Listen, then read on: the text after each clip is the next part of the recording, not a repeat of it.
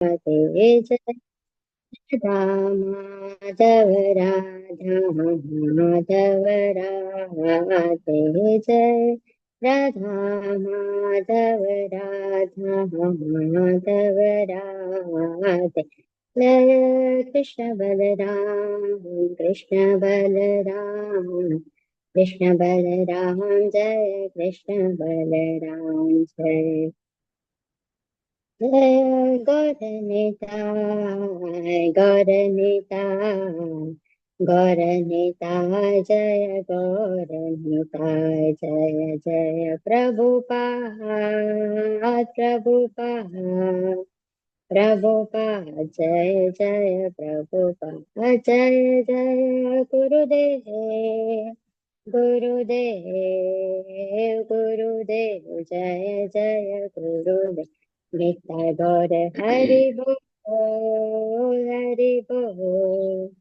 हरि बोल नित्य गौर हरि बोल नित्य गौर प्रेमानंद हरि हरि હરી हरि હરી બોલ. ખૂબ ખૂબ हरि ધન્યવાદ कृष्ण માનસી માતાજી, અને ખૂબ ખૂબ ધન્યવાદ સુરક્ષા માતાજી, આરતી માતાજી અને બધા જ રાધા ગોવિંદ ભગવાનના સેવકોને ખૂબ ખૂબ અમે ખૂબ ખૂબ हरे આભારી कृष्ण છીએ તમારા. प्रभु હરે કૃષ્ણ, दंडवत થેન્ક યુ. प्रणाम હરે હરે કૃષ્ણ. કૃષ્ણ. હરે કૃષ્ણ પ્રભુજી, વેલકમ સાદર પ્રણામ. વ્રજરાની વિનીતા માતાજી, હરે કૃષ્ણ. નરેન્દ્ર પ્રભુ, રાજેન્દ્ર હરે પ્રભુ, કૃષ્ણ. ભાનુબેન, કલા માતાજી, ભાવિન વસવા માતાજી, હરે સોરી કૃષ્ણ ભાવિન હરે પ્રભુજી. વસવા કૃષ્ણ પ્રભુ, પ્રભુજી. સોરી ધન્યવાદ પ્રણામ પ્રભુજી. વિશાલ ગાવિત પ્રભુ, હિરલ પટેલ માતાજી, હરે કૃષ્ણ. યસ માનસી માતાજી, હરે કૃષ્ણ.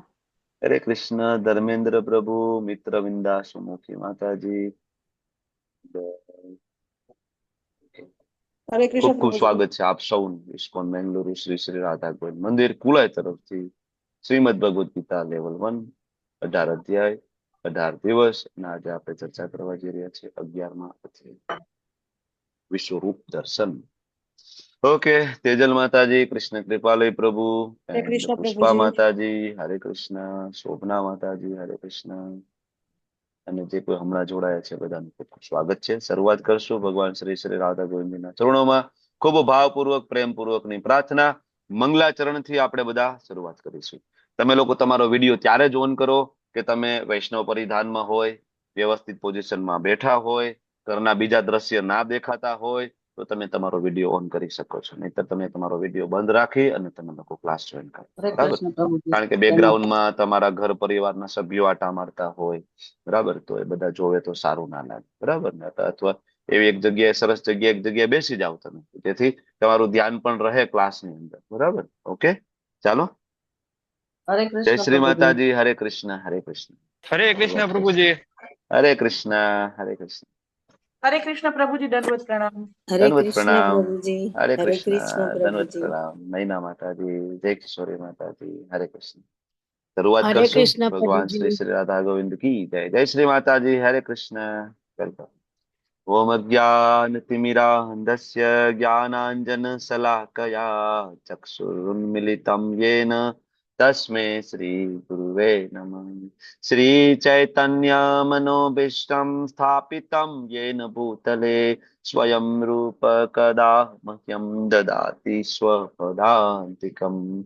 વંદેહં શ્રીગુરો શ્રીયુતાપદકમલં શ્રીગુરુन् વૈષ્ણવાંશ્ચ श्रीरूपं साग्रजातं सगण रघुनाथान्वितं तं सजीवं साद्वैतं सावधूतं परिजनसहितं कृष्णा चैतन्य देवं श्रीराधा कृष्ण पादान् सगण ललिता श्री विशाखान्वितांश्च हे कृष्णा करुणा सिंधु दीनबंधु जगतपते गोपेश गोपिका कांत राधा कांत नमोस्तुते तप्त कांचन गौरांगी श्री राधे वृंदावनेश्वरी वृषभानुसुते देवी प्रणमामि हरिप्रिये वाञ्छाकल्पतरुभ्यश्च कृपा सिन्धुभ्य एव च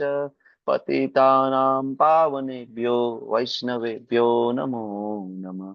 नमः ओम विष्णुपादाय कृष्णपृष्ठाय भूतले श्रीमते भक्ति वेदांत स्वामी नामिने। नमस्ते सारस्वते देवे गौरवाणी प्रचारिणे, निर्विशेषा शून्यवादी पाश्चात्य देश तारिणे। जय श्री कृष्ण चैतन्य प्रभु नित्यानंद, श्री अद्वैत गदाधर श्रीवासादि गौर भक्त वृंद। हरे कृष्णा कृष्ण कृष्ण हरे हरे, हरे राम राम राम हरे हरे। हरे कृष्णा। हरे कृष्ण ख्याति प्रभु हरे माताजी, हरे कृष्णा ख्याति कृष्ण सुधा कृष्णा माताजी, हरे हरे कृष्णा। मयूर राठौड़ प्रभु, नरेंद्र प्रभु, हरे संगीता कृष्ण दत्त हरे जी कृष्ण माताजी, प्रभु जी। हरे कृष्णा हरे कृष्णा। विशाल तेरैया प्रभु जी, हरे कृष्णा। एंड ओके, हरे कृष्ण प्रभु जी। हरे कृष्णा पुष्पा माताजी, राधिका सीता माताजी, अर्चना दवे माताजी, एंड भाविन प्रभु, छाया हरे माताजी, कृष्ण हरे प्रभु कृष्ण जी। दीपिका सेनवा माताजी, हरे कृष्ण अंकिता पटेल माताजी, दीपक प्रभु, नैना माताजी, जल्पा जोशी माताजी, हरे कृष्ण जयेश डोडिया प्रभु, एंड जिगीषा पटेल माताजी, जूही माताजी, हरे कृष्णा ज्योति वडगामा माताजी, कल्पतरु निताई चंद्र प्रभु, एंड आरती ने गांधी माताजी, विश्व सोरठिया माताजी, एंड मितेश दवे प्रभु, हरे कृष्णा नीलिमा माताजी, नैना नडियादरा माताजी, निशा दोषी माताजी, हरे कृष्णा रिद्धि आसर माताजी, सचिन पटेल प्रभु, हरे कृष्णा शोभना माताजी, सुरेश प्रभु, कृष्ण कृपालय प्रभु, विशाल प्रभु, एंड यशोदा माताजी, हरे कृष्णा तेजल माताजी, स्वाति माताजी। खूब खूब स्वागत છે આપ સૌનું ઇસ્કોન મેંગલુરુ શ્રી શ્રી રાધા ગોવિંદ મંદિર ઉલાઈ તરફથી શ્રીમદ ભગવદ ગીતા અધ્યાય નંબર 11 ની ચર્ચાઓમાં ભાગ લેવા માટે. તો શરૂઆત કરતા પહેલા આપણે ગઈકાલના અધ્યાય વિશે થોડી ચર્ચા કરી લઈએ. 10મા અધ્યાયમાં આપણે શું ભણ્યા છીએ, તમે લોકો હેન્ડ રેસ કરો. બરાબર, તો 3-4 મિનિટ આપણે ચર્ચા કરીશું. બરાબર. જુહી માતાજી, ગઈકાલ વિશે થોડું બોલો. હરે કૃષ્ણ પ્રભુજી. હરે કૃષ્ણ. ગઈકાલનો જે અધ્યાય હતો એ વિભૂતિ યોગ હતું, વિભૂતિ યોગ. પરમેશ્વરનું ઐશ્વર્ય. હમ. એમાં આપણે છે ને સૌથી પહેલા ભગવાને કીધું કે આગળના જેટલા બી મેં તને વાત કરી ને એનાથી બી આ વધારે શ્રેષ્ઠ તને અત્યારે હું જ્ઞાન આપું છું. બરાબર. પછી એમણે આપણને છે ને જે કૃષ્ણ ભગવાને દુર્યોધન અને અર્જુન જયારે એમની પાસે માંગવા ગયા હતા, એમની હેલ્પ માંગવા ગયા હતા, ત્યારે એમણે ભગવાન અને ભગવાનની શક્તિ વચ્ચેનો આપણને તફાવત બતાવ્યો કે અર્જુને ભગવાન માંગ્યા અને દુર્યોધને ભગવાનની શક્તિ માંગી. એટલે કે જે ભક્ત છે એ ભગવાનને માંગે છે, જ્યારે અસુરી પ્રકૃતિના જે લોકો હોય છે એ ભગવાનની શક્તિને માંગે છે, તો એમને એમ થાય છે કે તો જ ભગવાન છે. એ રીતે અજ્ઞાની લોકો છે. પછી ભગવાને કીધું કે જેટલું આ બ્રહ્માંડ જે છે બધું મારામાંથી જ ઉત્પન્ન થયેલું છે. અને ઓકે, ચતુશ્લોકી ગીતા વિશે વાત કરી કે ખૂબ સરસ. ચતુશ્લોકી. અને પછી એમણે છેલ્લે વિભૂતિ યોગ, એમના જે વિભૂતિઓ જે છે અસંખ્ય વિભૂતિઓમાંથી એમણે થોડી વિભૂતિઓનું દર્શન કરાવ્યું. હમ. ખૂબ ખૂબ ધન્યવાદ, થેન્ક યુ. હરે કૃષ્ણ. નરેન્દ્ર પ્રભુ, થોડું એડ કરો. માઇક ચાલુ કરજો પ્રભુ, માઇક ચાલુ કરજો. हरे कृष्ण યસ. प्रभु जी, दंडवत હરે प्रणाम કૃષ્ણ પ્રભુજી, દંડવત પ્રણામ हरे પ્રભુજી. कृष्णा प्रभु प्रभु जी। जी दंडवत प्रणाम। કીર્તિમાન आ, પ્રભુ, હરે હું કૃષ્ણ. दंडवत प्रणाम હું प्रभु। સર પ્રભુ એક મિનિટ લઈશ આપનું। યસ પ્રભુ, પ્લીઝ બોલો બોલો. શરૂ કરતા પહેલા એક પ્રશ્ન મારો એ છે પ્રભુજી તમને, હમ. હમ. તમે મંગલાચરણ બોલો છો, હા હું દરરોજ મંગલાચરણ લઈને બેસું છું ને મને બધું વાંચ્યું છે એમાં, હા પણ એમાં 2 શ્લોક તમે વધારે બોલો છો પ્રભુજી, હા. એ આ એ બુક્સમાં નથી। નમો વિષ્ણુ પાદાય કૃષ્ણ પૃષ્ઠાય ભૂતલે. હા, હા, એ ગુરુ પ્રણામ મંત્ર છે. બરાબર, એટલા માટે. હા બરાબર છે। હા, હા હા, એકચ્યુઅલી એટલે એ આની અંદર, પ્રભુપાદજીના, હા એમાં નથી, કારણ કે બુક પ્રભુપાદે પોતે જ લખી છે, એટલે પોતાનો ગુરુ પ્રણામ મંત્ર પોતે ના લખે ને એની અંદર. અચ્છા, તો એ મંત્ર ક્યાંથી મળે પ્રભુજી? એ મંત્ર હું તમને મોકલાવું છું, ચાલો આજે. ઓકે, બરાબર. ચાલો પ્રભુજી, ધન્યવાદ। અને હાજી. કાલે જે તમે અધ્યાય 10 છે એ ખૂબ હમ. સરસ અમને हरे कृष्ण શીખવાડ્યું प्रभु जी। અને અમને જ્ઞાન આપ્યું છે પ્રભુજી। Yes. અને એની અંદર હું તમને કહું છું કે વિભૂતિ યોગ જેમ વાત કરી અત્યારે માતાજીએ, કે વિભૂતિ યોગ એટલે એક્સ્ટ્રા ઓર્ડિનરી પર્સન પાસેથી લેવામાં આવતું યોગ કે એમની સાથે જોડાવા માટે, એના માટેના ચતુશ્લોક છે 10.8 થી 10.11। બરાબર. અને 10.8 ની અંદર જયારે ભગવાન કે છે 10.8 શ્લોક ની અંદર કે જેમાં કે છે કે હું ભૌતિક વિશ્વનું કારણ હું જ છું, હું જ દિવ્ય છું. દરેક વસ્તુ ઉપર મારામાંથી જ ઉદ્ભવે છે. એ શ્લોકમાં કે છે 10.9 ની અંદર ભગવાન કે છે કે બધા શુદ્ધ ભક્તોના વિચાર પણ મારી અંદર જ છે. શુદ્ધ ભક્તો જે વિચારે છે એ મારી પાસે છે, અને હું એમને મારા વિશે જે વાતો કરે છે એમાંથી એ લોકોને પરમ સંતોષ અને આનંદ અનુભવ આપું છું. 10.10 ની અંદર કે છે કે જેઓ મારી આ પ્રમાણેની સેવાઓ કરતા રહે અને પ્રેમપૂર્વક મારું સતત ભજન કરતા રહે, કે મારે મને સમર્પિત રહે, એમને ભગવાન બુદ્ધિ યોગ આપે છે. એ બરાબર. 10.10 ની અંદર કહેવામાં આવે છે. 10.11 ની અંદર એમ કે છે કે પ્રભુજી ભક્તો 5 ઉપર મિનિટ થઈ વિશેષ ગઈ, કૃપા એકની બદલે. હરે કૃષ્ણ. હા, હા, કશું વાંધો નહીં પ્રભુજી. આટલું જ કહું છું. એમ તો જો કે વધુ લખેલું છે મેં આપનું અને યસ વાંચ્યું પ્રભુજી, છે યસ મેં. પ્રભુજી. હા, થેન્ક યુ હા. પ્રભુજી, ધન્યવાદ પ્રભુ, હરે ધન્યવાદ. કૃષ્ણ પ્રભુજી. હરે કૃષ્ણ. બીજા કોઈને કઈ ઉમેરવું છે ભાઈ, ગઈકાલના અધ્યાય વિશે કઈ એડ કરવું છે 10મા અધ્યાયમાં? ઉર્મિલા માતાજી બોલો, હેન્ડ રેસ થયો છે, થોડું એડ કરો. ચાલો, શું એડ કરશો બોલો. હરે કૃષ્ણ પ્રભુજી.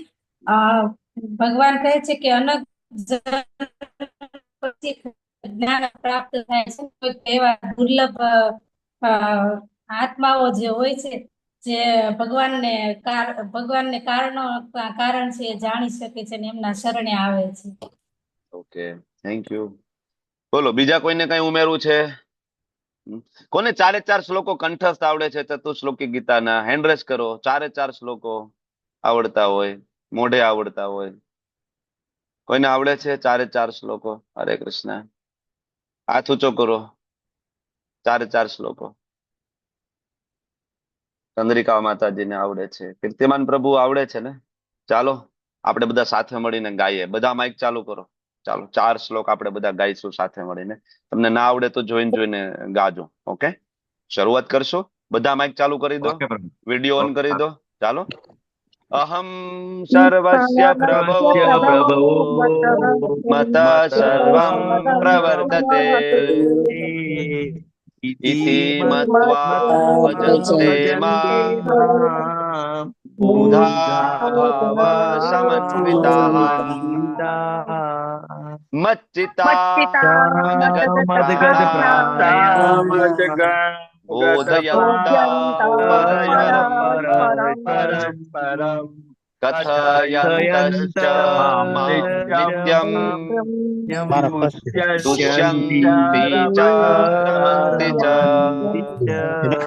તેષામેવાર્થં સતતયુક્તાનાં ભજતાં પ્રીતિપૂર્વકમ પૂર્વકમ દદામિ બુદ્ધિયોગમ યેન મામુપયાન્તિ તે તેષામેવાનુકંપાર્થ અહમ અજ્ઞાનમજં તમઃ નાસ્યામ્યાત્મભાવસ્તો જ્ઞાનદીપેન ભાસ્વતા. હરી બોલ. ખૂબ ખૂબ ધન્યવાદ તમારો બધાનો, ખૂબ ખૂબ આભાર. Thank you. તમે બધા ફરીથી માઇક તમારું બંધ કરી દેજો. બરાબર. તો ગઈકાલનો જે અધ્યાય 10મો વિભૂતિ યોગ, ખૂબ સુંદર મજાનો અધ્યાય. ભગવાન એટલા. હરે કૃષ્ણ, દંડવત પ્રણામ. જિજ્ઞેશ પ્રભુ હરે કૃષ્ણ.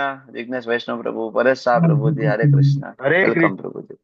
હરે કૃષ્ણ, હરે કૃષ્ણ. શશી માતાજી, અલ્પેશ કલોત્રા પ્રભુજી, કાશ્મીરા માતાજી હરે કૃષ્ણ, પુષ્પા માતાજી, મોના માતાજી હરે કૃષ્ણ, શરદ વ્યાસ પ્રભુ, રસિક હિરપરા પ્રભુજી હરે કૃષ્ણ.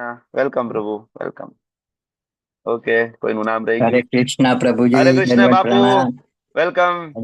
સ્વાગત દંડવત છે પ્રણામ. આપનું. સ્વાગત છે. પ્રભુજી મારે બોલ બોલ બોલ. તમારું માઇક બંધ થઈ ગયું હરે કૃષ્ણ.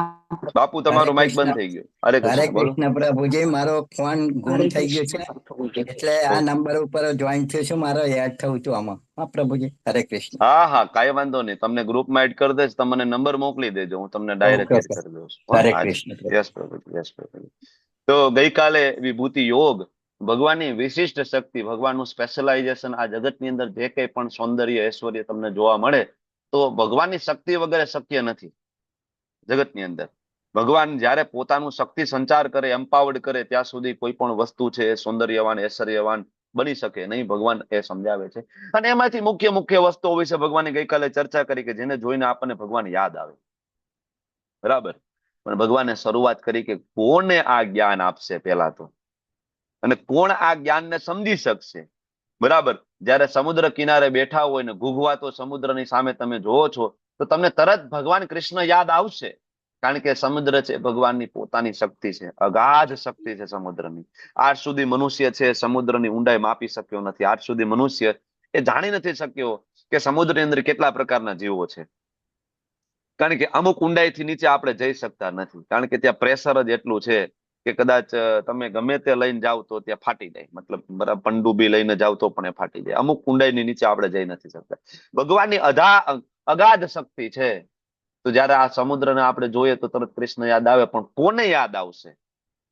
કોણે આ શબ્દોમાં વિશ્વાસ ધરાવશે? કોણ? તો ભગવાન કહે છે જે મારો પ્રિય માણાય હશે ને એને.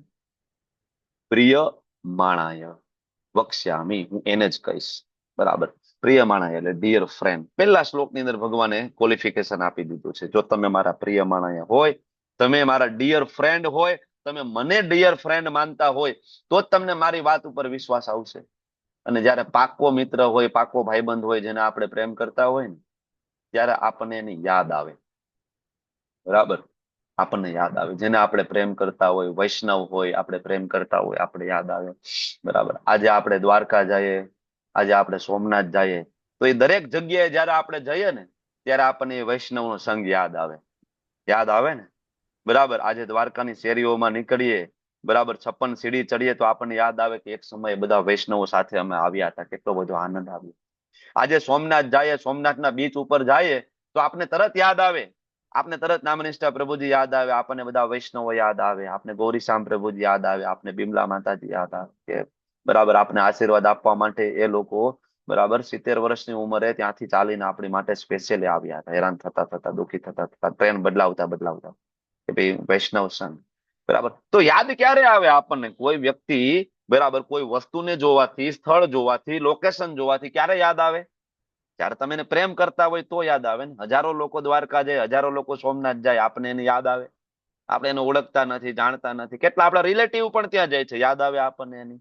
પણ નહીં યાદ આવે. તમે જેને પ્રેમ કરતા હશો એની સાથે જે જગ્યાએ ગયા હશો અને પછી એ જગ્યાએ જયારે તમે એકલા જશો તમને યાદ આવશે ને એક સમયે. ભૌતિક જગતના પ્રેમમાં આવું હોય કે નહીં? ભૌતિક જગતમાં બરાબર પ્રેમી પંખીડા પ્રેમ કરતા હોય એકાબીજાને. કોઈ હોટલમાં જમવા ગયા, રેસ્ટોરન્ટમાં નાસ્તો કરવા ગયા હોય, પછી એ હોટલમાં બીજી વાર એકલું જવાનું થાય તો તરત યાદ આવે કે લાસ્ટ ટાઈમ અમે બંને સાથે આવ્યા હતા. તો જ્યાં સુધી પ્રેમ નથી તો ત્યાં સુધી વિભૂતિમાં વિશ્વાસ ના આવે. એટલે ભગવાને પહેલા શ્લોકની અંદર પહેલો શબ્દ મૂક્યો, પ્રિય માણાય. કૃષ્ણને પ્રેમ જ નથી કરતા, કૃષ્ણને ભગવાન જ નથી માનતા, તમને એની વિભૂતિ અને શક્તિમાં ક્યાંથી વિશ્વાસ બેસવાનો છે? બરાબર. તો લાયકાત અર્જિત કરવી બહુ જરૂરી છે, તો જ ભગવદ્ ગીતા આપણને સમજાશે. મેં તમને પ્રેક્ટિકલ એક્ઝામ્પલ આપ્યું અમારું યાત્રાનું અને આજકાલનું. બરાબર. કે ક્યારે તમને વિભૂતિમાં શ્રદ્ધા બેસશે, અને વિભૂતિમાં શ્રદ્ધા બેસશે ને, તમને ભગવાનની શક્તિઓમાં શ્રદ્ધા બેસશે ને, તે દિવસે તમને ભગવાન દરેક ક્ષણે યાદ આવશે. તમે ગમે ત્યાં હશો તમને ભગવાનના દર્શન થશે. કોઈ પણ સુંદર વસ્તુ જોશો તમને ભગવાન કૃષ્ણના દર્શન થશે. ઇવન કોઈ સુંદર સ્ત્રી, કોઈ સુંદર પુરુષ જોશો ત્યારે પણ તમને ખબર પડશે કે મારા ભગવાનની કૃપા થકી આને સુંદરતા પ્રાપ્ત થઈ છે. તરત યાદ આવશે. બરાબર. આ રીતના આપણે કામ વાસનાને પણ પરાસ્ત કરી શકીએ છીએ. ત્યાં સુધી કામ વાસનાને આપણે પરાસ્ત ના કરી શકીએ. સુંદર સ્ત્રી જોવો, સુંદર પુરુષ જોવો, આપણને પોતાને ભોગવવાની ઈચ્છા થાય. આ મનુષ્યની સૂક્ષ્મ ચેતના છે, ભોગ ભોગવવાની. તો આપણને એમ થાય કે મને મળે તો. પણ જયારે કોઈ વ્યક્તિ ભક્ત બને, જયારે કોઈ વ્યક્તિ ભગવાનનો મિત્ર બને, ભગવાનને પોતાના મિત્ર માને, ત્યારે એ વ્યક્તિ કૃષ્ણને પ્રેમ કરતો હોવાથી કૃષ્ણની બધી જ શક્તિઓ એને હંમેશા યાદ રહે છે. અને ત્યારે એ વ્યક્તિ સમાજની અંદર કોઈ પણ સુંદર સ્ત્રી, સુંદર પુરુષને જોવે ત્યારે એને યાદ આવે કે મારા ભગવાનની શક્તિ છે, આ તો મારા ભગવાનની ગોપી છે, આ તો મારા ભગવાનના ગોપ બાળ છે. બરાબર. મારા ભોગવવાની વસ્તુ નથી, આ મારા ભગવાનની છે. અને આ રીતે ભગવાનનો મહાન ભક્ત છે, કામ વાસનાને પરાસ્ત કરી શકે છે. જો વિભૂતિ યોગ આપણને લાગે બહુ સામાન્ય છે, નહીં. બરાબર. વિભૂતિ યોગ થકી બરાબર આપણો સૌથી મોટો દુશ્મનને આપણે પરાસ્ત કરી શકીએ છીએ. સૌથી મોટો દુશ્મન કોણ છે? કામ. ભગવાને પોતે આ તો પ્રશ્ન અર્જુને 3જા અધ્યાયમાં પૂછી લીધો હતો ને. બરાબર. કામ, એશ, ક્રોધ, એશ, રજો ગુણ સમુદ્ર. આ તો મેં તમને એક એક્ઝામ્પલ આપ્યું. બરાબર. તો આ વિભૂતિ યોગનું મહત્વ છે. એટલે ભગવાને કીધું કે આગળ આપેલા બધા જ જ્ઞાન કરતા હું તને અર્જુન સર્વશ્રેષ્ઠ જ્ઞાન આપીશ. બરાબર. તો ગઈકાલે વાત તો થઈ ગઈ. બરાબર. હવે આજે ભગવાન વિશ્વરૂપ દર્શન બતાવવા જઈ રહ્યા છે. બરાબર. કેવી રીતના અધ્યાયની શરૂઆત થશે? આગળના અધ્યાય સાથે કનેક્શન શું છે? કોણ કહેશે? 10મા અધ્યાય સાથે 11મા અધ્યાયનું કનેક્શન બોલો. ઉર્મિલા માતાજીનો હેન્ડ રેસ થયો છે, તો આપણે એને પૂછીશું. ઉર્મિલા માતાજી બોલો. હરે કૃષ્ણ. 10મા અધ્યાયમાં જે વિભૂતિ બતાવી ભગવાને ખાલી વાત કરી હતી કે મારી આટલી આટલી આવી શક્તિ અલગ અલગ છે. આજે ઓકે પ્રેક્ટિકલ ભગવાન બતાવવાના છે એ okay Shakti. Okay thank you. Vishal Teraiya પ્રભુ, શું કહો છો? કેવી રીતના અધ્યાય ચાલુ થયો છે? કારણ શું છે? માઇક ચાલુ કરો, માઇક ચાલુ કરો, બોલો. હા, અર્જુનને પેલા આખા સૂક્ષ્મથી સ્થળ સુધીના વર્ણન કરે છે કે હું બધે છું એમ. નહીં નહીં, એકચ્યુઅલી અગ્નિ, અધ્યાય આકાશ. શું કામ ચાલુ કર્યો? પ્રશ્ન એવો છે, તમે પ્રશ્ન ના સમજ્યા. અધ્યાય શું કામ ચાલુ થઈ ગયો? આ વિશ્વરૂપ દર્શન બતાવવાનું શું કામ? એટલે પેલા જે વર્ણન કર્યું એનું છે ને, હા, રિયલમાં બતાવશે કે તું હા જોઈ લે. હા હા, બરાબર બરાબર છે. એક્ઝેક્ટ આન્સર છે. Thank you thank you. બંનેના મને બધાના જવાબ સાચા છે. તો વિશ્વરૂપ દર્શન ભગવાન આ અધ્યાયની અંદર બતાવે છે. આની પહેલા ભગવાને ક્યારે વિશ્વરૂપ દર્શન બતાવ્યું છે?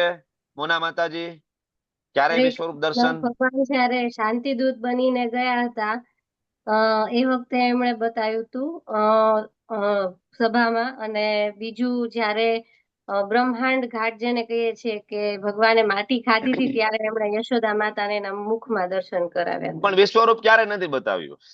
એ ઓલું હતું, એ મિની વિશ્વરૂપ તમે કહી શકો, અને આને બ્રહ્માંડ દર્શન કહી શકો. પણ ભગવાન પોતે ભગવદ ગીતામાં કહે છે કે અર્જુન, વિશ્વરૂપ મેં ક્યારે કોઈને બતાવ્યું નથી, તું પહેલી વખત આ વિશ્વરૂપને જોઈ રહ્યો છે. બરાબર. અને શીલ પ્રભુપાદજી પણ તાત્પર્યમાં લખે છે. તમારે માઇક ડાયરેક્ટ નહીં ચાલુ કરો, તમે લોકો હેન્ડ રેસ કરો પ્લીઝ, એટલે બરાબર, નહીતર ડિસ્ટર્બન્સ થઈ જશે આપણે અંદર અંદર. ઓકે. તો હવે આ વિશ્વરૂપ દર્શન નામનો જે અધ્યાય, વિરાટ સ્વરૂપ નામનો જે અધ્યાય ની આજે શરૂઆત થઈ રહી છે. અને આની પહેલા ભગવાને એક વખત તમને હમણાં મોના માતાજીએ વાત કરી એમ કે મિની વિશ્વરૂપ દર્શન બતાવ્યું હતું જયારે ભગવાન ગયા હતા દુર્યોધન પાસે હસ્તિનાપુરની સભામાં. તો નાનું એવું બરાબર મિની વિશ્વરૂપ દર્શન બતાવ્યું હતું. ભગવાને બ્રહ્માંડ દર્શન કરાવ્યું. આની ચર્ચા આપણે આગળ થઈ ગઈ છે. આજે ભગવાન વિશ્વરૂપ દર્શન બતાવવા જઈ રહ્યા છે. અને ખૂબ જ ઇમ્પોર્ટન્ટ ચેપ્ટર છે, ઇન્ટરેસ્ટિંગ ચેપ્ટર છે. આની અંદર ઘણી બધી આપણા કન્ફ્યુઝન ક્લિયર થશે. બરાબર. તો શરૂઆતમાં અર્જુનથી આ અધ્યાયની શરૂઆત થઈ છે. ભગવાને તો વિભૂતિ યોગ આખો આપી દીધો છે ને. બરાબર. એટલે ભગવાનને જે કહેવાનું હતું એ કહી દીધું. અને હવે અર્જુન અહીંયા બોલી રહ્યા છે. શું કહે છે અર્જુન પેલા શ્લોકની અંદર? મદ અનુગ્રહાય પરમમ ગુહ્યમ અધ્યાત્મ સંહિતમ યત્વયોક્તમ વચસ્તેન મોહોયમ વિગતો મમ. અર્જુન, હજી તો અડધી ભગવદ ગીતા પૂરી થઈ છે. 10મા અધ્યાયમાં અર્જુન એવું કહી દીધું કે મને ખબર છે તમે જ પરમ બ્રહ્મ પરમ ધામ. મતલબ એવું નથી કે અર્જુનને ખબર નથી કૃષ્ણ કોણ છે. બરાબર. 10મા અધ્યાયમાં ખબર પડી ગઈ. હવે આપણને એમ છે કે અર્જુન વિષાદમાં છે. બરાબર. તો અહીંયા હજી તો અડધી ભગવદ ગીતા પૂરી થઈ તો અર્જુન એમ કહે છે કે હે ભગવાન શ્રી કૃષ્ણ, તમે જે મને ગુહ્ય આધ્યાત્મિક વિષયોનો મને ઉપદેશ આપ્યો છે, સાંભળીને મોહોયમ વિગતો મમ, મારો જે મોહ જે છે, મારો જે ભ્રમ જે છે, મારું જે અજ્ઞાન જે છે, મારું જે વિષાદ છે, દૂર થઈ ગયો છે. હજી તો અડધી જ ભગવદ ગીતા પૂરી થઈ છે. અને અર્જુન કહે છે મદ અનુગ્રહાય. અનુગ્રહ એટલે કબૂલ કરવું, અનુગ્રહ એટલે આભાર પ્રગટ કરવું. તો અર્જુન ભગવાનનો આભાર પ્રગટ કરે છે. તમે મને ગુહ્ય આધ્યાત્મ વિષયો કીધા છે. મતલબ આગળ ગુહ્ય, ગુહ્યતર અને ગુહ્યતમ, બરાબર ને? આવા વિષયોની આગળ ચર્ચા થઈ ગઈ છે. એટલા માટે અર્જુન ભગવાનને થેન્ક યુ કહે છે. બરાબર. જો આપણા માટે કોઈ વ્યક્તિ કંઈ કરતું હોય અને તમે એને થેન્ક યુ કહો, એનો આભાર પ્રગટ કરો, તો સામેવાળાને ગમે અને સંબંધ લાંબો ટકે. અને આભારથી આપણે એને કંઈક આપીએ છીએ, કોમ્પ્લિમેન્ટ. બરાબર. સામેવાળાને લાગે કે નહીં આ વ્યક્તિને મારી કદર છે, હૃદય વિશાળ લાગે. આભાર પ્રગટ કરવો જોઈએ હંમેશા. થેન્ક યુ કેવું જોઈએ. અર્જુન પાસે આપણે શીખવાનું છે. બરાબર. એક નાનો એવો પ્રસંગ છે. ભગવત ધામની અંદર 2 મોટા મોટા લેટર બોક્સ છે. એકની અંદર એવા લેટર આવે છે કે જેમાં ભગવાન મને આ આપી દો, જન્મ દેહી દેહી દેહી દેહી, મને આ આપો, તે આપો, ઠીકણું આપો, ભલાણું આપો આપો આપો આપો. આ માનતા ઓલી માનતા ઓલી માનતા, આ મનોરથ પેલો મનોરથ મનોરથ મનોરથ મનોરથ. તો એના લેટર આવે છે. અને એ લેટર બોક્સ જે છે ટપાલ પેટી ઉભરાય છે, અને બીજી એક લેટર બોક્સ એવું છે કે જેમાં એ મળ્યા પછી ભગવાનને આભાર પ્રગટ કરવાની વાત છે કે થેન્ક યુ, અથવા તો ભગવાનને આભાર પ્રગટ કરવાનો છે, કૃષ્ણ તમે મને ઘણું બધું આપ્યું છે, તમે મને 2 હાથ આપ્યા છે, 2 પગ આપ્યા છે, 2 આંખ આપી છે, હું જોઈ શકું છું, બરાબર, મારું શરીર છે પૂર્ણ છે, બરાબર, તમે મને ઘણું બધું આપ્યું છે, તમે વરસાદ આપો છો, તમે સૂર્યપ્રકાશ આપો છો. આજ સુધી આપણે કોઈ દિવસ ભગવાનનો આભાર પ્રગટ કર્યો આ બધી વસ્તુ માટે? ના કરવો જોઈએ, બરાબર. જીબી વાળા બરાબર આપને લાઈટ આપે છે તો આપણે એને બરાબર બિલ ભરી દઈએ છીએ, બરાબર, મહિને 2 મહિને, અને 2-4 મહિના જો બિલ ભરવામાં લેટ થઈ જાય, જીબી વાળા આવીને દોડા કાપી જાય, બરાબર. તો સૂર્યનારાયણ ભગવાન અનંત વર્ષોથી આપણને બધાને લાઈટ આપી રહ્યા છે, બરાબર. ઇવન જીબી વાળા જે લાઈટ આપે છે, બરાબર, એ વીજળી ઉત્પન્ન કરવા માટે પણ એ ઉપયોગ કોનો કરે છે? અણુ રિએક્ટર ની અંદર કોલસાનો ઉપયોગ કરે, બરાબર, અને મોટા મોટા ડેમ ની ઉપર ટર્બાઇન નો ઉપયોગ કરે, અથવા તો પવનચક્કી નો ઉપયોગ કરે વીજળી જનરેટ કરવા માટે. તો પવન કોને બનાવ્યો છે? વૈજ્ઞાનિકોએ, ગવર્મેન્ટે. ટર્બાઇન ફરે છે તો પાણી કોને બનાવ્યું છે? વૈજ્ઞાનિકોએ, બરાબર, કોને બનાવ્યું છે? કોલસો કોને બનાવ્યો છે? વૈજ્ઞાનિકોએ. સૂર્યના તાપના કારણે પૃથ્વીના પેટાળમાં રહેલા વૃક્ષો જે દટાઈ ગયા હોય એ અલ્ટિમેટલી કોલસામાં રૂપાંતર થાય, અને એ જ કોલસાના કારણે આપણને આ લોકો જીબી આપે, વીજળી આપે. તો આપણે એનું બિલ ભરીએ કે નથી ભરતા? ભરીએ છીએ ને, બરાબર. તો કોઈ દિવસ આપણે સૂર્યનારાયણ ભગવાનનું બિલ ભરવાનું વિચાર્યું કે ભાઈ આ અનંત વર્ષોથી આપણે આખો દિવસ, અત્યારે જો આખો દિવસ લાઇટની જરૂર નહીં પડે, આખો દિવસ સૂર્યપ્રકાશ આપણને મળશે, બરાબર, તો આપણે એવું થયું કે ભાઈ આનું આપણે બિલ ભરવું જોઈએ, આભાર પ્રગટ કરવો જોઈએ ભગવાનનો? ના, બરાબર. તો દિવસમાં 3 વખત હંમેશા આભાર ભગવાનનો પ્રગટ કરવો જોઈએ. એક તો રાત્રે સૂતી વખતે કે ભગવાન આખો દિવસ ખૂબ ચોનોથી ભરેલો હતો, પણ આ દિવસ તમારી કૃપાથી સરસ જતો રહ્યો. ઘણી મુશ્કેલીઓ હતી, મારા પાપ કર્મના કારણે ઘણી બધી મુશ્કેલીઓ મારે ભોગવવાની હતી, પણ તમે ઘણું બધું ડિસ્કાઉન્ટ એમાં આપ્યું છે. જમતી વખતે ભગવાનનો જરૂર આભાર પ્રગટ કરવો જોઈએ, બરાબર, કે ભગવાન તમે તમારો મહાપ્રસાદ મને આપ્યો છે. એટલા માટે વૈષ્ણવો, આપણા ગોળિયા વૈષ્ણવ પરંપરા ઇસ્કોનમાં જયારે પણ પ્રસાદ પ્લેટમાં આવે ત્યારે બોલે મહાપ્રસાદે ગોવિંદે કામ બ્રહ્મની વૈષ્ણવે, બરાબર. સરસ મજાની પ્રેયર છે. ભગવાનને જરૂર પ્રેયર કરે પછી જ પ્રસાદ ગ્રહણ કરે, બરાબર. તો જમતી વખતે, સૂતી વખતે અને સવારે ઉઠતી વખતે ભગવાનને જરૂર પ્રાર્થના કરવી જોઈએ કે તમે મને એક ઓપોર્ચ્યુનિટી આપી છે, એક નવો દિવસ આપ્યો છે કે જેથી હું તમારી સેવા કરી શકું, બરાબર. આપણને તો એમ થાય કે ના ના, ભગવાન મારી કઈ હેલ્પ કરતા જ નથી. એક ભક્ત છે, ભગવાન આગળ ગયો કે ભગવાન તમે એમ કહો છો તમે તો બહુ મોટા ભક્ત વત્સલ છો, પણ મારા જીવનમાં જયારે મુશ્કેલી આવી ત્યારે તમે મને છોડીને જતા રહ્યા હતા. આનું પ્રમાણ શું છે? ભગવાન કે આવો મારી સાથે. ભગવાનનો હાથ પકડીને લઈ જાય, આવો મારી સાથે. સમુદ્ર કિનારે લઈ જાય છે, બરાબર, અને શરૂઆતમાં 2 પગલા છે, એક ભક્તના અને એક ભગવાનના, બરાબર, 2, અને આગળ આગળ જયારે લઈ જાય છે ભક્ત ભગવાનને, તો એક જ પગલા થઈ જાય છે આગળ જતા. તો ભક્ત કે છે જોયું જોયું જોયું, કે મારા જીવનમાં જયારે મુશ્કેલી આવી ને તમે મને છોડીને જતા રહ્યા હતા. ભગવાન કે બેટા તારા જીવનમાં જયારે ખરેખર તને મુશ્કેલી આવી ને ત્યારે મેં તને તેડી લીધો હતો, તો તને તેડી લીધો હોય તો તારા પગલા ત્યાં ના હોય, એ જે પગલા એક દેખાય છે એ મારા છે. તો આપણે સમજી જ નથી શકતા ને કે આપણા જીવનની અંદર જે મુશ્કેલીઓ આવે છે એમાં ભગવાન આપણને કઈ રીતના મદદ કરી રહ્યા છે, કઈ રીતના આપણે હેલ્પ કરી રહ્યા છે, બરાબર. તો આભાર પ્રગટ કરવો જોઈએ જેનાથી સંબંધ છે દ્રઢ બને, બરાબર. એટલા માટે તો આગળ કહે છે હે કમળ નયન મેં આપની પાસેથી જીવ માત્રના ઉત્પત્તિ એટલે કે સર્જન અને લય એટલે કે વિનાશ પ્રલય આના વિશે વિસ્તારપૂર્વક સાંભળ્યું. કયા અધ્યાયમાં? 8મા અધ્યાયમાં આવે છે. તમે લોકો લેવલ 2 માં આવશો ત્યારે આપણે ભણશું એ. અને આપના અક્ષય મહિમાનો અનુભવ કર્યો. અક્ષય મહિમા ક્યાં ગયો છે? 10મા અધ્યાય વિભૂતિ યોગ. એટલે અર્જુન કહે છે કે તમે મને સર્જન, પ્રલય, તમારો મહિમા આ બધું કહ્યું છે, બરાબર. હું તમારો ખૂબ આભારી છું હે કમળ નયન. ભગવાનને જ્યારે ભક્ત કોઈ સ્તુતિ કરે છે, સંબોધન કરે છે, ત્યારે ભગવાનના અંગ ઉપાંગને કમળ સાથે સરખાવવામાં આવે છે. ચરણ કમળ, નેત્ર કમળ, હસ્ત કમળ, નાભી કમળ. શું કામ? તો કે આ જગતની અંદર, બરાબર, સૌથી સુંદર કોઈ વસ્તુ હોય તો કમળ છે એવું કહેવાય છે. અને બીજું, આ જગતની અંદર સૌથી પહેલા બ્રહ્માજી પહેલા પણ કોઈ પ્રગટ થયું હોય ને તો એ કમળ છે. કારણ કે ભગવાનની નાભીમાંથી પેલા કમળ પ્રગટ થયું હતું, પછી બ્રહ્માજી બન્યા, અને બ્રહ્માજીએ સૃષ્ટિનું સર્જન તો પછી કર્યું છે, બરાબર. એટલે એવું કહેવાય છે કે 84 લાખ યોનીમાં કમળ ના આવે, કારણ કે બ્રહ્માજીનું સર્જન તો પછી થયું ને. જોકે એ કમળ ને આ કમળમાં ભેદ છે, છતાં પણ, બરાબર, કમળ સાથે આપણે એટલા માટે સરખાવીએ છીએ કમળને. એટલા માટે તો કુંતી મહારાણી પ્રાર્થના કરે છે ને, નમો પંકજ નાભાય, નમો પંકજ માલિને, નમો પંકજ નેત્રાય, નમસ્તે પંકજ આંગ્રયે. પંકજ એટલે કમળ. સેમ સ્તુતિ ભગવાન શિવજી કરે છે. બરાબર, રુદ્ર ગીત બરાબર ચોથો અધ્યાય મતલબ ચોથો સ્કંદ શ્રીમદ ભાગવતમમાં સેમ નમો પંકજ નાભાય થી જ શરૂઆત કરે શિવજી. બરાબર, કારણ કે ખબર છે ભગવાનને કઈ રીતના સંબોધન કરવું જોઈએ. બરાબર, ભગવાનની સ્તુતિ કેવી રીતના કરવી જોઈએ. બરાબર, તો આ ભગવાનનો મહિમા અર્જુનએ ગાઈ રહ્યા છે, ભગવાનને સંબોધન કરી રહ્યા છે. આગળ કહે છે, હે પુરુષોત્તમ, હે પરમેશ્વર, આપને સ્વયં આપના જણાવ્યા પ્રમાણેના આપના વાસ્તવિક રૂપને મારી સમક્ષ હું જોઈ રહ્યો છું. તમે જે રીતના વિભૂતિ યોગમાં કીધું ને, મને તો ખબર છે પ્રભુ, મને વિશ્વાસ છે, હું તો જોઈ રહ્યો છું. અમે કીધું કે રુદ્રોમાં હું શંકર છું, હું જ શિવ છું. તો અર્જુન કે મને ખબર છે પ્રભુ, બરાબર, મને ખ્યાલ છે, હું જોઈ રહ્યો છું.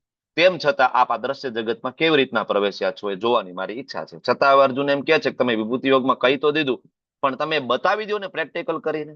હવે અહીંયા અર્જુનને કઈ ડાઉટ છે ભગવાન ઉપર? શું લાગે છે અર્જુન એવું વિચારે છે કે ના તમે કહી તો દીધું પણ મને થોડી શંકા છે. તમે કહો છો કે રુદ્રમાં હું શિવજી છું, નદીઓમાં હું ગંગા છું, હું જ યમરાજ છું. એકવાર એક કામ કરો, બતાવી દો. તમે ખાલી કયો છો, મને એવું લાગે છે કઈક આમાં કઈક ઘટતું હોય એવું લાગે છે. તો આવું છે, અર્જુનને કઈ ડાઉટ છે? શું કામ વિશ્વરૂપ દર્શન બતાવવાનું ભગવાનને અહીંયા અર્જુન વિનંતી કરે છે? વાય? કહો તમે લોકો. દીપિકા માતાજી બોલો, વિશ્વરૂપ દર્શન શું કામ અર્જુનને જોવું છે ભાઈ? અર્જુનને કઈ ડાઉટ છે? જેવું આવડે એવું બોલો. કેમ કે કલયુગના લોકો ખોટો ઢોંગ કરીને ભગવાન બનીને એ ના થઈ જાય એટલા માટે ભગવાને એમનું રૂપ બતાવ્યું છે. તો આવડે તો છે જવાબ, તો હાથ ઊંચો શું કામ નથી કરતા? એક્ઝેક્ટ સાચો આન્સર છે તો તમે લોકો આવડે છે તો તમે લોકો હાથ શું કામ નથી ઊંચો કરતા? તમે લોકો હાથ ઊંચો કરો ને 15, 20, 25 હાથ ઊંચા થાય તો મને એમ થાય કે ના કન્સેપ્ટ ક્લિયર છે ભાઈ, મારે આ કન્સેપ્ટમાં ડિટેલમાં ઉતરવાની જરૂર નથી. મેં આની પહેલા તમને કીધું કે 25 હાથ ઊંચા થાય તો બાકીના 50 જણાને ખબર પડે કે નહીં આ ક્લાસ એટેન્ડ કરવાથી ભાઈ કન્સેપ્ટ ક્લિયર થાય છે, યાદ રહી જાય છે અને આવડી જાય છે. હું પ્રશ્ન પૂછું તો હાથ ઊંચો થાય 1 જણાનો ને 2 જણાનો. બરાબર, અહીંયા ક્યાં બંદૂકે દઈ દેવાના? તમને કદાચ ખોટું પડે, બરાબર, તો અહીં ક્યાં ફાંસીએ દઈ દેવાના જ કોઈ? તો હું ચિંતા કરો છો? હાથ ઊંચો કરો ને. હજી વિશાલ પ્રભુ હાથ ઊંચો નથી કરતા, નથી આવડતું. શું આ વિશ્વ દર્શન ભગવાનને બતાવ્યું નથી ખબર? આટલા બધા ક્લાસ એટેન્ડ કર્યા હતા. બોલો, માઇક ચાલુ કરો. હરે કૃષ્ણ પ્રભુજી. પ્રભુજી અત્યારે જે માણસો હાજર નથી તેના માટે, હા, અને પછી ભવિષ્યમાં ઘણા બધા મૂર્ખાઓ કહેશે કે પોતાને ભગવાન બતાવશે, તો તેને આપણે કહી શકીએ કે તમે વિરાટ રૂપ બતાવજો ભગવાન હોય. હા, તો પછી આવડે તો છે જવાબ, તો કેમ નથી હાથ ઊંચો કરતા? બરાબર, તમારા કારણે બીજાને પ્રેરણા મળે. ખાલી અહીં હું જ એકલો એકલો બોલ બોલ બોલ બોલ કરું, સામે વાળાને એમ થાય કે પ્રભુજી બોલે પણ સામે વાળાને કોઈને કઈ ટપ્પા પડતા નથી. પ્રભુજી પ્રશ્ન પૂછે તો 1 જણાનો હાથ ઊંચો હોય, બરાબર, 125 જણામાંથી 1 જણો 2 જણા હોય, પ્રભુજીના 2 જણા હોય એ હાથ ઊંચા કરે. બીજા કોઈને કઈ સમજાતું નથી, કઈ આવડતું નથી. આવું થાય કે નહીં? બરાબર, આપણે પ્રશ્ન પૂછીએ તો તરત 50 જણાના હાથ ઊંચા થવા જોઈએ. બરાબર, ફટ હાથ ઊંચો કરવાનું કે એમાં ક્યાં મોટી વાત છે? બરાબર, તમે કેવાય ડાઉન નહીં કરતા, ડાઉન સુરક્ષા માતાજી કરી દેશે. તમને એવું લાગે કે ભાઈ હવે ઊંચો કરવો ને પાછો નીચો કરવો ને, બરાબર, તમે ઊંચો કરી દેજો, બધા એક સાથે બધાને ડાઉન કરી દેશે. બરાબર, તો વિશ્વરૂપ દર્શન બતાવો અર્જુન ભગવાનને વિનંતી કરે છે. શું કામ? શું કામ વિનંતી કરે છે અર્જુન? બરાબર, હે પ્રભુ, આપના વિશ્વરૂપના દર્શનનો હું અધિકારી લાગતો હોય તો કૃપા કરીને. બીજું એક અહીંયા બહુ વસ્તુ શીખવા જેવી છે આપણે અર્જુન પાસેથી 4થા શ્લોકમાં, કે પ્રભુ તમને એવું લાગે કે મન્યસે યદિ તત્સક્યમ મયા દ્રષ્ટુમિતિ. પ્રભુ તમે મને એ દ્રષ્ટિ આપો, જો એ શક્ય હોય તો, તમને એમ લાગે કે હું એનો અધિકારી હોય તો, નહીતર નહીં. યોગ્ય લાગતું હોય તો દર્શન આપો, આને કહેવાય નમ્રતા. બરાબર, આપણે થોડાક દી માળા કરીએ તો આપણે એમ થાય કે મારે તો કઈ ભક્તિમાં કઈ ઉન્નતિ થતી નથી, ભગવાનના કઈ દર્શન થતા નથી, ભગવાન કઈ મારી વાત કરતા નથી. બરાબર, મહિના 2 મહિના 6 મહિના વર્ષ 2 વર્ષ 5 વર્ષ આપણે ભક્તિ કરીએ માળા કરીએ એટલે ભગવાન તો મારી વાત નથી કરતા. બરાબર, હું ભોગ લગાડું ભગવાન તો જમતા નથી. અરે ભાઈ, અધિકાર બરાબર, ભગવાન સાથે આપણો જે સંબંધ છે એ સંબંધમાં મોકળાશ હોવી જોઈએ ને, ઇન્ડિપેન્ડન્ટ હોવો જોઈએ સંબંધ. બરાબર, ભગવાન સંપૂર્ણ રીતના સ્વતંત્ર હોવા જોઈએ. એટલા માટે તો આપણે જયારે સવારમાં રોજ શિક્ષા અષ્ટકમ ગાઈએ છીએ, ભગવાન શ્રી ચૈતન્ય મહાપ્રભુએ આપેલું. છેલ્લો શ્લોક શું કે છે? બહુ ક્લિયર છે ને, કે ભગવાન તમે સંપૂર્ણ રીતના સ્વતંત્ર છો, તમે મને પ્રગાઢ આલિંગન આપી શકો છો અને તમે મને તમારા પગ તળે રગદોડી શકો છો.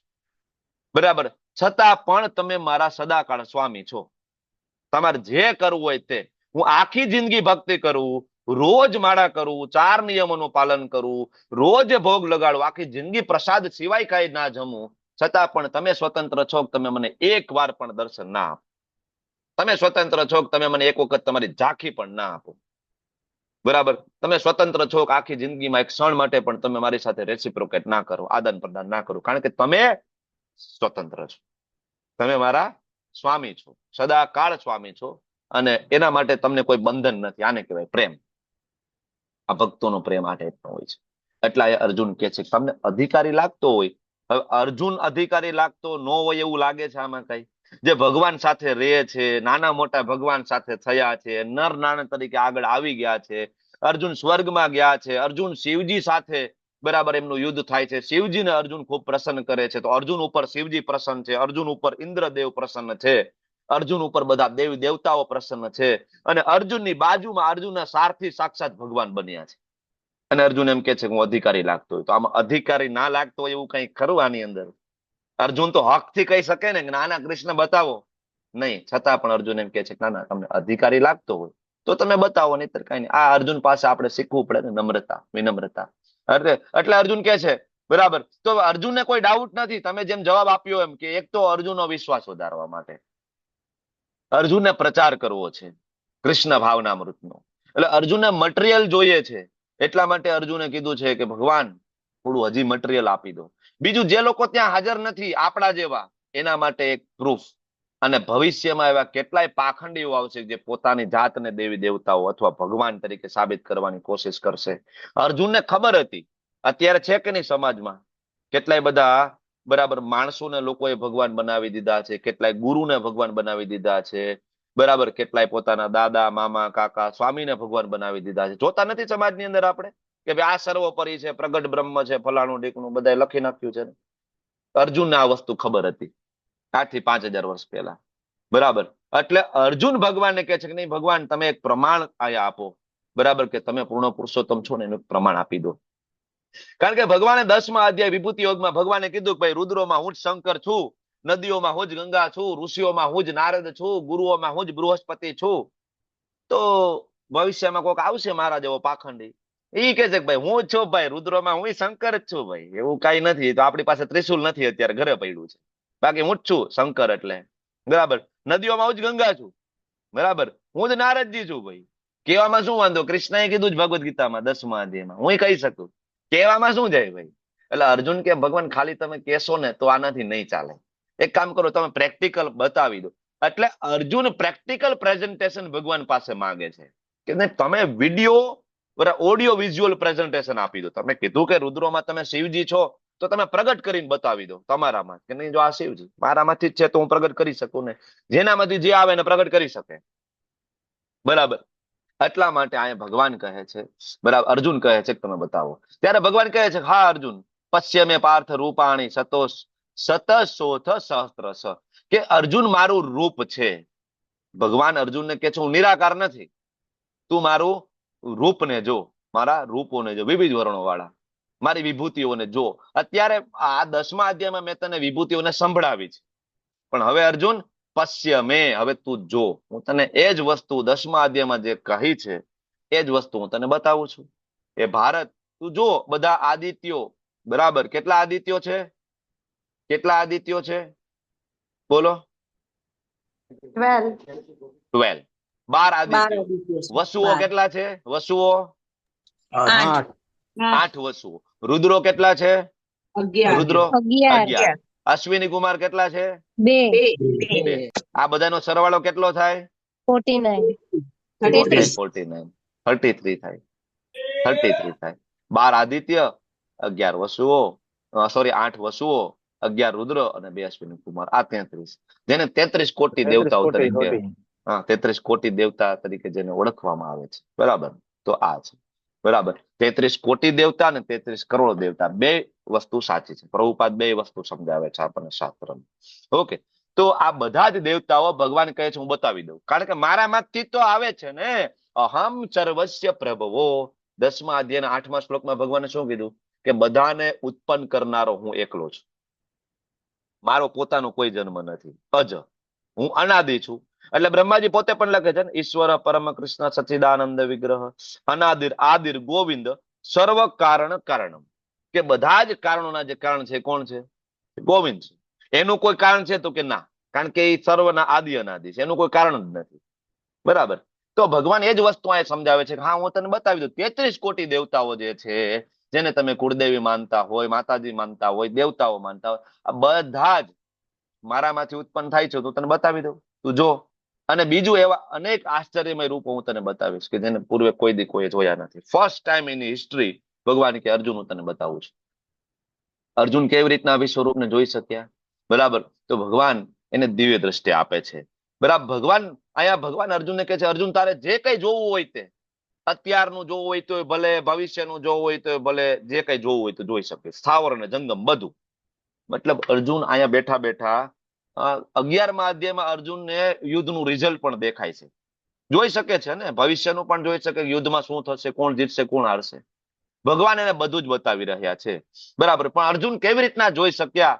ત્યારે ભગવાન કહે છે, બરાબર, નતું મામ શક્ય છે દ્રષ્ટુમ અને નેવ સ્વચક્ષુષા, સ્વચક્ષુથી જોઈ શકીશ નહીં. વિચાર કરો, ભગવાનનો આટલો મહાન ભક્ત અર્જુન ભગવાનનું વિરાટ સ્વરૂપનું દર્શન પોતાના સ્વચક્ષુથી ના કરી શકે, તો તમે હું કઈ ખેતની મૂલી કે આપણે ભગવાનના સાક્ષાત દર્શન કરી શકવાના છીએ? એવી આપણી કઈ ભક્તિ છે? બરાબર. એવા કયા આપણી તપશ્ચર્યાઓ છે? એવો કયો આપણો ભગવાન પ્રત્યેનો પ્રેમ ને ત્યાગ છે કે આપણને ભગવાન સાક્ષાત દર્શન આપી દેશે?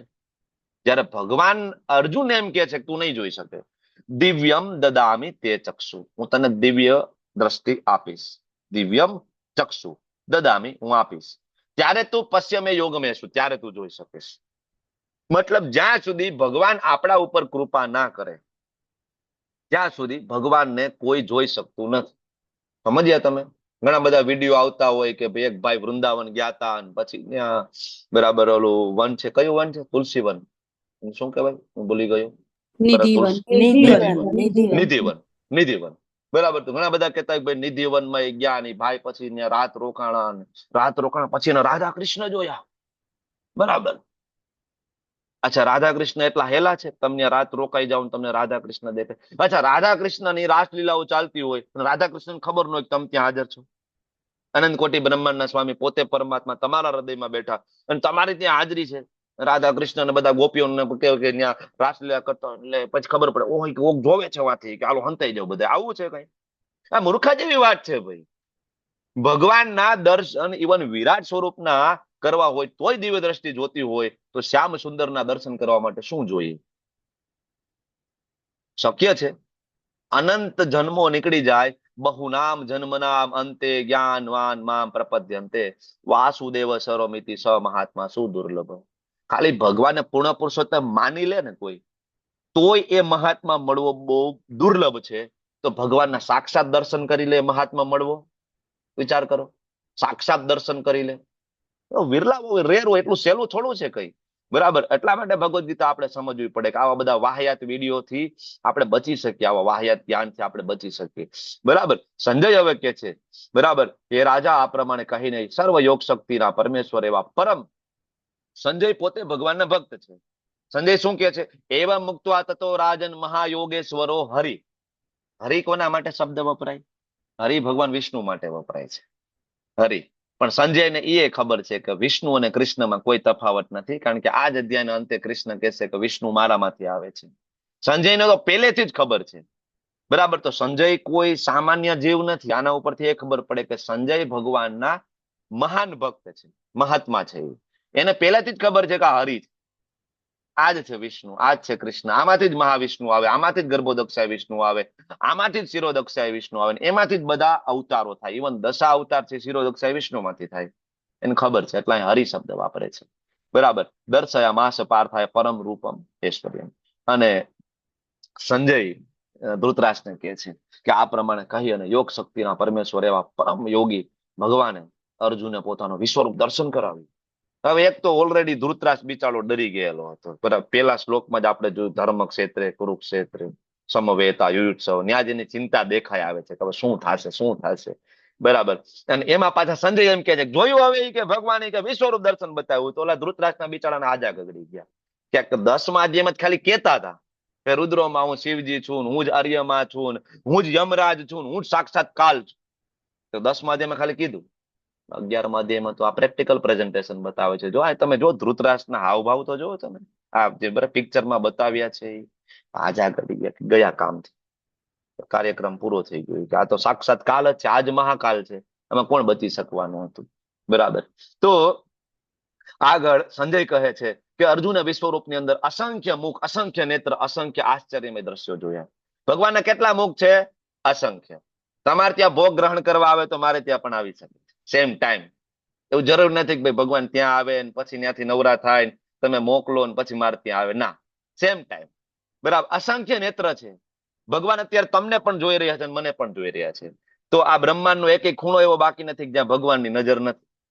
બરાબર. તો આપણને એમ થાય કે ભગવાનથી, બરાબર, ભગવાનથી છેતરીને અથવા ભગવાનને ખબર ના પડે એવું કઈક હું કાર્ય કરી લઉં, કોઈ પાપ કર્મ, ખરાબ કર્મ કરી લઉં, બરાબર, રૂમમાં બંધ થઈને, તો પણ ભગવાન એમ કહે છે કે મારા અસંખ્ય નેત્રો છે.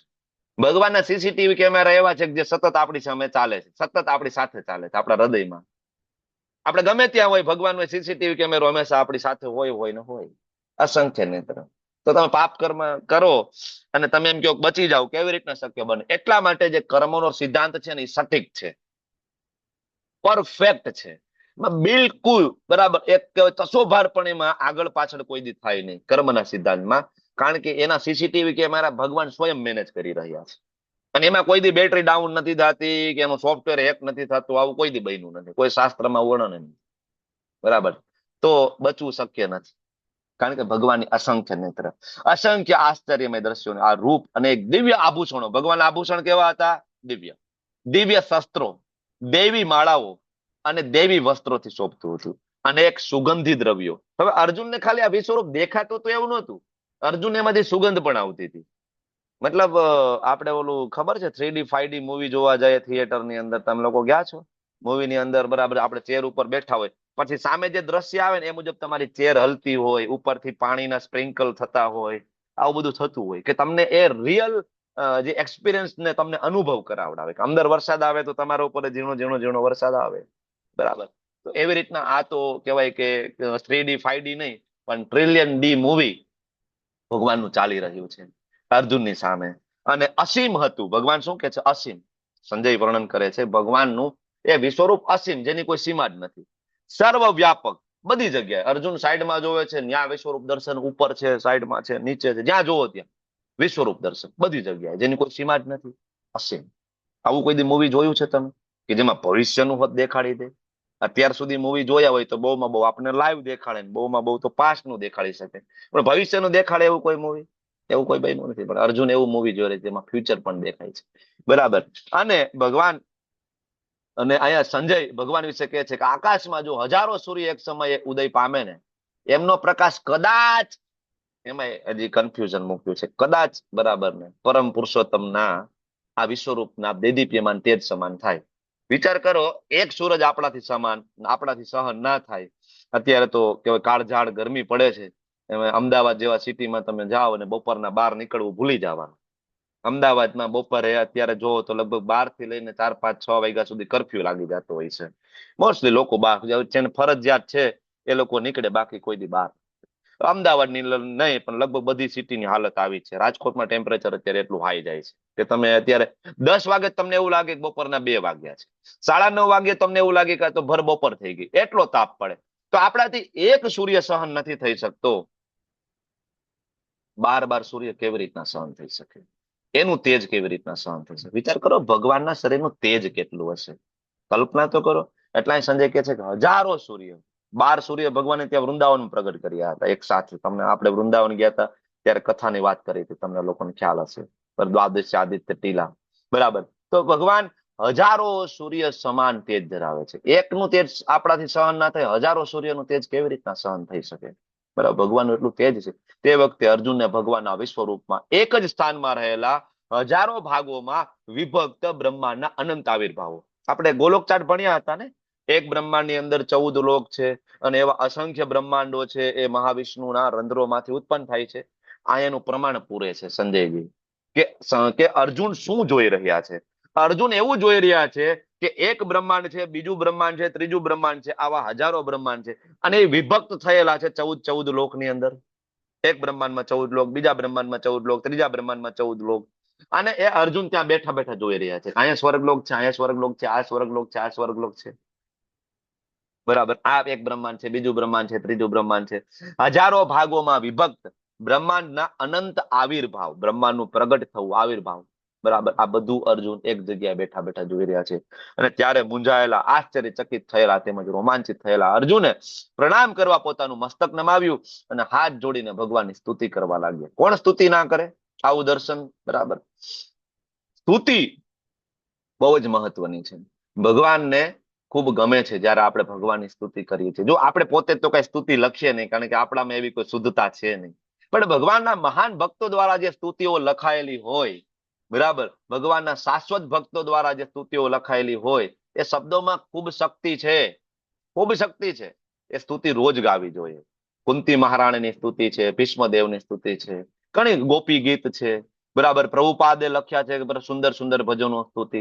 ભગવાન શ્રી ચૈતન્ય મહાપ્રભુ દ્વારા શિક્ષા અષ્ટકમ લખવામાં આવ્યું છે, ચેતો દર્પણ માર્જનમ. આપણે રોજ સવારમાં ગાઈએ છીએ. બરાબર. અને રોજ એવરી ડે અર્લી મોર્નિંગ આપણે 4:30 વાગ્યામાં એક સ્તુતિ ગાઈએ છીએ. કઈ? સંસાર દાવા નલલીઢ લોકા ત્રાણાય કારુણ્ય ઘના ઘનાત્વમ. કોના દ્વારા લખાયેલી છે આ સ્તુતિ? કોના દ્વારા? વિશ્વનાથ ચક્રવર્તી ઠાકોર. હા, જયારે આચાર્યનું નામ બોલીએ ને તો આગળ શ્રીપાદ બોલવું જોઈએ. કોઈ પણ આચાર્યનું બોલો, ગોસ્વામીનું નામ બોલો, શું બોલવું જોઈએ? શ્રીપાદ. બરાબર. પરમ પૂજ્ય એવું બોલવું જોઈએ. સંબોધન આપણે આપવું જોઈએ. તો સામાન્ય માણસનું આપણે નામ લઈએ ને એવી રીતના આચાર્યનું નામ, ગુરુ મહારાજનું નામ ના લઈ શકાય. બરાબર. શ્રીપાદ વિશ્વનાથ ચક્રવર્તી ઠાકોર દ્વારા રચિત આ સ્તુતિ સંસાર દાવા નવલીઢ લોકા. બરાબર. બ્રહ્મ મુહૂર્તમાં 8 શ્લોક છે, ગુરુવાષ્ટકમ તરીકે ઓળખાય, પણ એમાં એક 9મો શ્લોક પણ છે. 9મા શ્લોકમાં શું કે છે શ્રીપાદ વિશ્વનાથ ચક્રવર્તી ઠાકોર? કોઈને યાદ છે? એનીબડી? શું કે છે એ છેલ્લો શ્લોક જે આપણે ગાતા નથી પણ છે? હરે કૃષ્ણ. બોલો બોલો બોલો. શું કે છે?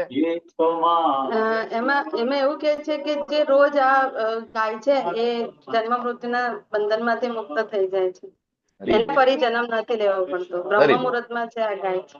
ખૂબ સરસ, થેન્ક યુ. તો જે કોઈ સંસાર દાવા નલલીઢ લોકા વાળી જે સ્તુતિ છે, એ સ્તુતિ બ્રહ્મ મુહૂર્તની અંદર મોટા અવાજે જે ગાય છે, બરાબર, એ ફરીથી આ જગતમાં જન્મ લેતો નથી. આટલું મહત્વ છે મંગલા આરતી.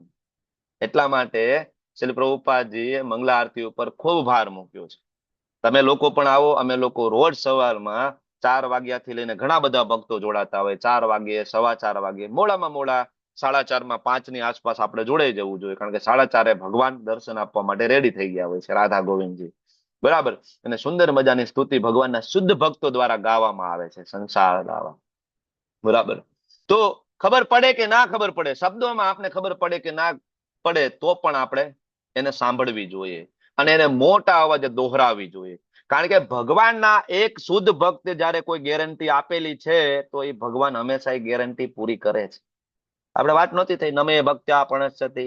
ભગવાન અર્જુનને કહે છે કે અર્જુન ઉભો થઈને ઘોષણા કરી દે કે મારા ભક્તોનો કોઈ દી નાશ ના થાય. તો ભગવાન તમે ના કરી શકો સ્વયં, બરાબર, પણ ભગવાન એના ભક્તોની વાણીને ક્યારે જૂઠ લાવતા નથી. બરાબર. કોઈ દિવસ ખોટી ના પડવા દે. ભક્તોએ કોઈ વચન આપ્યું હોય તો ભગવાન એ વચનને કોઈ દી ખોટું ના પડવા દે. એમ અહીંયા જયારે ભગવાનના મહાન ભક્ત, આપણા ગૌડીય વૈષ્ણવ પરંપરાના મહાન આચાર્ય શ્રીપાદ વિશ્વનાથ ચક્રવર્તી ઠાકોર દ્વારા એક ગેરંટી આપવામાં આવી છે. બરાબર. એ ગેરંટી છે કે બ્રહ્મ મુહૂર્તની અંદર કોઈ મોટેથી જયારે કોઈ સંસાર દાવા ગાશે, બરાબર, તો એ વ્યક્તિ જન્મ મૃત્યુના ચક્કરમાંથી બહાર નીકળી જશે. આ ગેરંટી છે. આવશો ને? નીકળવું છે. કેટલું સરળ છે. બરાબર. એટલે આપણે બધું કરીએ છીએ. આપણે મંગલા આરતી કરીએ છીએ, નરસિંહ આરતી કરીએ છીએ, તુલસી આરતી કરીએ છીએ, બરાબર, શિક્ષા અષ્ટકમ ગાઈએ છીએ, નામ અપરાધ રોજ બોલીએ છીએ, પછી આપણે માળા કરીએ છીએ. બરાબર. તો સરસ પ્રભુપાદે આપણું મોર્નિંગ સેશન એટલું સરસ બનાવ્યું છે અને એક્ઝેક્ટ શાસ્ત્ર પ્રમાણે આપ્યું છે, બ્રહ્મ મુહૂર્તમાં ઉઠવાથી લઈને બધું. તો તમે લોકો આવો, તમારી સાથે લિંક શેર કરશે, બરાબર, મંગલા આરતીની. અને ઘણા બધા લોકો આવે છે, નવા નવા ભક્તો પણ ઘણા બધા ધીમે ધીમે ધીમે ધીમે જોડાઈ રહ્યા છે. તમારાથી રોજ ના ઉઠાય ને તો એટલીસ્ટ અઠવાડિયામાં એક દિવસ. અને આજ તો ખૂબ પરમ પવિત્ર દિવસ છે. આજે એકાદશી છે ને? એકાદશીને માધવ તિથિ તરીકે પણ ઓળખવામાં આવે છે ને કૃષ્ણને સૌથી પ્રિય તિથિ છે એ એકાદશી છે. તો આજના દિવસે તમે લોકો સંકલ્પ લો, બરાબર, કે ભાઈ હું રોજ એક માળા કરીશ, બરાબર, હું મંગલા આરતીમાં ઉઠીશ, અઠવાડિયામાં 2 વખત, હું એવરી એકાદશી, દરેક એકાદશીમાં હું મંગલા આરતીમાં સવારે 4:30 વાગે ઉઠી તૈયાર થઈ અને હું મંદિર નજીકમાં હોય તો મંદિર ડાયરેક્ટ જઈ શકીએ, મંદિર નજીકમાં ન હોય તો ભગવાન કેટલા બધા કૃપાળુ છે, તમારી સામે તમારા ઘરે પ્રગટ થઈ રહ્યા છે, બરાબર, એ જ લાઈવ દર્શન તમારી સામે બતાવવામાં આવી રહ્યા છે. તો આજના દિવસે તમારા લોકોએ સંકલ્પ લેવો જોઈએ, બરાબર, કે દરેક એકાદશી, દરેક જન્માષ્ટમી, રાધાષ્ટમી, ગૌર પૂર્ણિમા જેવા જે ફેસ્ટિવલ આપણા આવે છે, ફેસ્ટિવલ, એવરી એકાદશી અને રવિવાર, આ બધા દિવસોએ હું મંગલા આરતી અટેન્ડ કરીશ. પછી ધીમે ધીમે નિર્ણય ઉપર આવવું જોઈએ. પછી નેક્સ્ટ એકાદશી આવે થોડુંક એમાં એડ કરી શકાય કે અઠવાડિયામાં 2 વખત હું હવે ઉઠીશ, એના પછીની એકાદશી અઠવાડિયામાં 3 વખત ઉઠીશ, બરાબર. અને એના માટે હંમેશા ભગવાનને સતત પ્રાર્થના કરવી પડે. આપણાથી નહીં થાય, આપણાથી નહીં થાય. અનંત જન્મોથી આપણે ભક્તિ કરેલી નથી, ભગવાનનું નામ લીધેલું નથી, તો તાત્કાલિક થવાનું નથી. તો એના માટે જરૂર પડશે વૈષ્ણવોની કૃપા, આચાર્યોની કૃપા, ભગવાનની મરસી. એટલે તો ભગવાન ના કીધું 10મા અધ્યાયનો છેલ્લો શ્લોક શું કીધું ચતુશ્લોકી ગીતામાં? તે સમયવા અનુકંપાર્થ, ભગવાનની અનુકંપાની જરૂર પડશે. તો આના માટે આપણે રોજ પ્રાર્થના કરવી જોઈએ. આજે પ્રાર્થના કરવા માટેનો શ્રેષ્ઠ દિવસ છે એકાદશી. તમારા લોકો આજે જરૂર પ્રાર્થના કરવી જોઈએ, પ્રભુપાદને પ્રાર્થના કરવી જોઈએ, ગુરુ મહારાજને પ્રાર્થના કરવી જોઈએ. આજના દિવસે સંકલ્પ લેવો જોઈએ, બરાબર. આજના દિવસે ભગવાનને પ્રસન્ન કરવા માટે જે કંઈ પણ થઈ પડે એ કરવું જોઈએ. એકાદશ એટલે કે 11 ઇન્દ્રિયો દ્વારા, બરાબર, ભગવાનની સેવા. એક મન, 5 જ્ઞાનેન્દ્રિય, 5 કર્મેન્દ્રિય દ્વારા ભગવાનની સેવા. અને આજના દિવસે ઉપવાસ, ઉપવાસ એટલે કોઈ પણ પ્રકારનો અન્ન ગ્રહણ ના કરવું, અન્ન, બરાબર. અને બીજું, આ તો એક સાદો અર્થ છે ઉપવાસનો, પણ ખરા અર્થમાં આચાર્ય જે ડીપ મિનિંગ સમજાવે છે, ઉપવાસ, ઉપ એટલે નજીક જવું, બરાબર, વાસ એટલે નજીક જઈને રહેવું, બરાબર. કોની નજીક જવાનું? તો કે ભગવાનની. કેવી રીતના નજીક જઈ શકાશે? તો કે નામ દ્વારા. તો આજના દિવસે વધુમાં વધુ હરે કૃષ્ણ મહામંત્રનું જોપ થવું જોઈએ, વધુમાં વધુ ભગવદ્ ગીતા, ભાગવતમ, બરાબર, એના લેક્ચર સાંભળવા જોઈએ, વધુમાં વધુ આજે પ્રભુપાદના પુસ્તકોનું રીડિંગ કરવું જોઈએ. ખરા અર્થમાં આ એકાદશી છે. અને every Ekadashi, each and every એકાદશીનું મહાત્મય સ્વયં ભગવાને કીધું છે, બરાબર. સ્વયં ભગવાને, બરાબર, અર્જુનજીને દરેક એકાદશીનું મહાત્મય સમજાવ્યું છે. તો એકાદશી કોઈ સામાન્ય નથી, એકાદશીનું વ્રત કરવું જોઈએ. આજના દિવસે ભગવાનને પ્રસન્ન કરવા માટે જે કંઈ પણ થઈ પડે, તમે આજના દિવસે દાન કરી શકો છો, બરાબર. તમારી પાસે આજના દિવસે ખૂબ ઓપોર્ચ્યુનિટી છે. આપણા ઇસ્કોન મેંગલુરુ મંદિરની અંદર બધી પ્રકારની વ્યવસ્થાઓ આપણા માટે કરવામાં આવી છે. નાની એવી સરસ મજાની ગૌશાળા બનાવવામાં આવી છે. તમે ગાય માટે દાન કરી શકો છો, તમે ભગવાનના ફૂલ માટે દાન કરી શકો છો, તમે વૈષ્ણવ ભોજ, બ્રહ્મચારીને ભોજન કરાવવા માટેનું તમે ત્યાં દાન કરી શકો છો, બરાબર. અને તમે જે કોઈ વસ્તુ માટે દાન કરશો, મનોરથ માટે, એ જ માટે એ દાનનો હંમેશા ઉપયોગ થાય. આ ઇસ્કોનનો નિયમ છે. તમે ફૂલ માટે દાન કરશો તો તમારા પૈસા ફૂલ માટે જ ભગવાનમાં વપરાશે. તો આજે કરવું જોઈએ. ઘણા બધા લોકો સુદામા સેવા કરી રહ્યા છે. સુદામા સેવા એટલે મહિનામાં 1 વખત, બરાબર, 500 રૂપિયાની રકમ ડોનેટ કરતા હોય છે. 12 મહિના સુધી કરે એવું કમિટમેન્ટ આપતા હોય છે કે હું 12 મહિના સુધી કરીશ, દર મહિને 500 રૂપિયા. કરવું જોઈએ. ભગવાને આપણને ઘણું બધું આપ્યું છે, બરાબર. આ કોર્સ પણ આપણને ફ્રીમાં આપવામાં આવ્યો છે, બરાબર. તો કરવું જોઈએ. કારણ કે તન, મન અને ધન, 3 પ્રકારે જે દાન થાય એમાં સૌ પ્રથમ શરૂઆત ધનથી થાય. અને ધનની આસક્તિ છૂટવી બહુ જ જરૂરી છે. હું એમ નથી કહેતો તમારી પાસે છે એ બધું આપી દો, બરાબર, પણ તમારી પાસે લાખો રૂપિયા હોય તો એમાંથી 5 રૂપિયા, 10 રૂપિયા, 20 રૂપિયા, નાનામાં નાની 5%, 10%, એટલું તો કરી શકાય ને. અરે આ જે કઈ બી કે મુસ્લિમ લોકો છે એ પણ પોતાની ઇન્કમ માંથી અમુક ભાગ કાઢતા હોય છે. પછી રમજાન મહિનામાં એ લોકો, બરાબર, ડોનેટ કરતા હોય છે, બધાને આપતા હોય છે. હા, આપણા તો સનાતન ધર્મમાં સ્કંદ પુરાણની અંદર ભરી ભરીને વર્ણન છે. રાધા કૃષ્ણના મંદિર માટે દાન કરવું જોઈએ, વૈષ્ણવો માટે દાન, સંન્યાસી માટે દાન, મંદિર માટે દાન. આ 3 દાન તો બહુ ક્લિયરલી શાસ્ત્રમાં લખેલા છે, બરાબર. રાધા કૃષ્ણ માટે કોઈ દાન કરે, કુર્મ પુરાણની અંદર લખ્યું છે કે એની 7 પેઢી સુધીના એના જે પિતૃઓ અધોગતિને પામ્યા હોય, બરાબર, દુર્ગતિને પામ્યા હોય, તો ભગવાન એને સુગતિ પ્રાપ્ત કરાવે છે, બરાબર.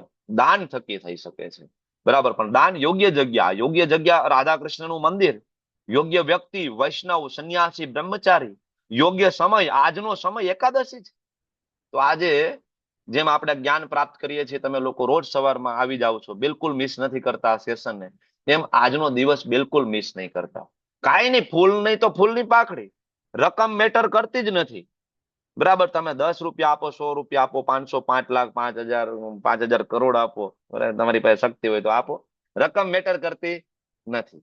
પણ નાનામાં નાની એનાથી શું થશે? ધન પ્રત્યેની આસક્તિ છૂટશે, અને દાન કરવાથી ધન પવિત્ર થાય, જપ કરવાથી મન પવિત્ર થાય, સેવા કરવાથી તન પવિત્ર થાય. શાસ્ત્રમાં લખ્યું છે, આ ત્રણેય પવિત્ર કરવાની પદ્ધતિઓ શાસ્ત્રમાં આપી છે.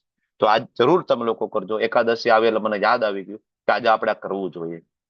બરાબર, ખાલી ભગવદ્ ગીતાના શ્લોકો કંઠસ્થ કરવાથી નહીં થાય. ભગવદ્ ગીતાને પ્રેક્ટિકલી જીવનમાં ઉતારવી પડશે. અને આ હું નથી કહેતો દાન કરવું ભગવાન સ્વયં તમને લોકોને 12મા અધ્યાયમાં કહેશે, પછી તમને ભગવાન 17મા અધ્યાયમાં કહેશે. 2 અધ્યાયમાં ભગવાન પોતે કહેશે ક્યાં દાન કરવું જોઈએ, કેવી રીતના દાન કરવું જોઈએ કહેશે. તમે લોકો આજનો યોગ્ય સમય છે, બેસ્ટ ટાઈમ છે, તમે લોકો કરજો. બરાબર, અને સ્ક્રીનશોટ મને મોકલજો. બરાબર, ઓકે. તો અહીંયા આગળ અર્જુન કહે છે, ભગવાન કૃષ્ણ, હું આપના દેહમાં સર્વ દેવોને તથા અન્ય વિવિધ જીવોને એકત્ર થયેલા જોઈ રહ્યો છું. બધા દેવતાઓ દેખાય છે અર્જુનને. કમળના આસન ઉપર બિરાજમાન હું બ્રહ્માજીને જોઉં છું, અને શિવજીને હું પણ જોઉં છું. તમારા મતલબ ભગવાને કીધું તો રુદ્રમાં હું શિવ છું, તો ભગવાને બતાવી દીધું, જોઈ લે. બરાબર, એમ કઈ ડિફરન્શિએટ નથી. એટલે વૈષ્ણવ બિલકુલ કન્ફ્યુઝ નથી. ઘણા બધા એમ કે ભાઈ શિવજી ભગવાન છે, અમે તો રામકૃષ્ણને નથી માનતા. પણ વૈષ્ણવ બહુ ક્લિયર છે. વૈષ્ણવને ખબર છે કે ભેદ જ નથી.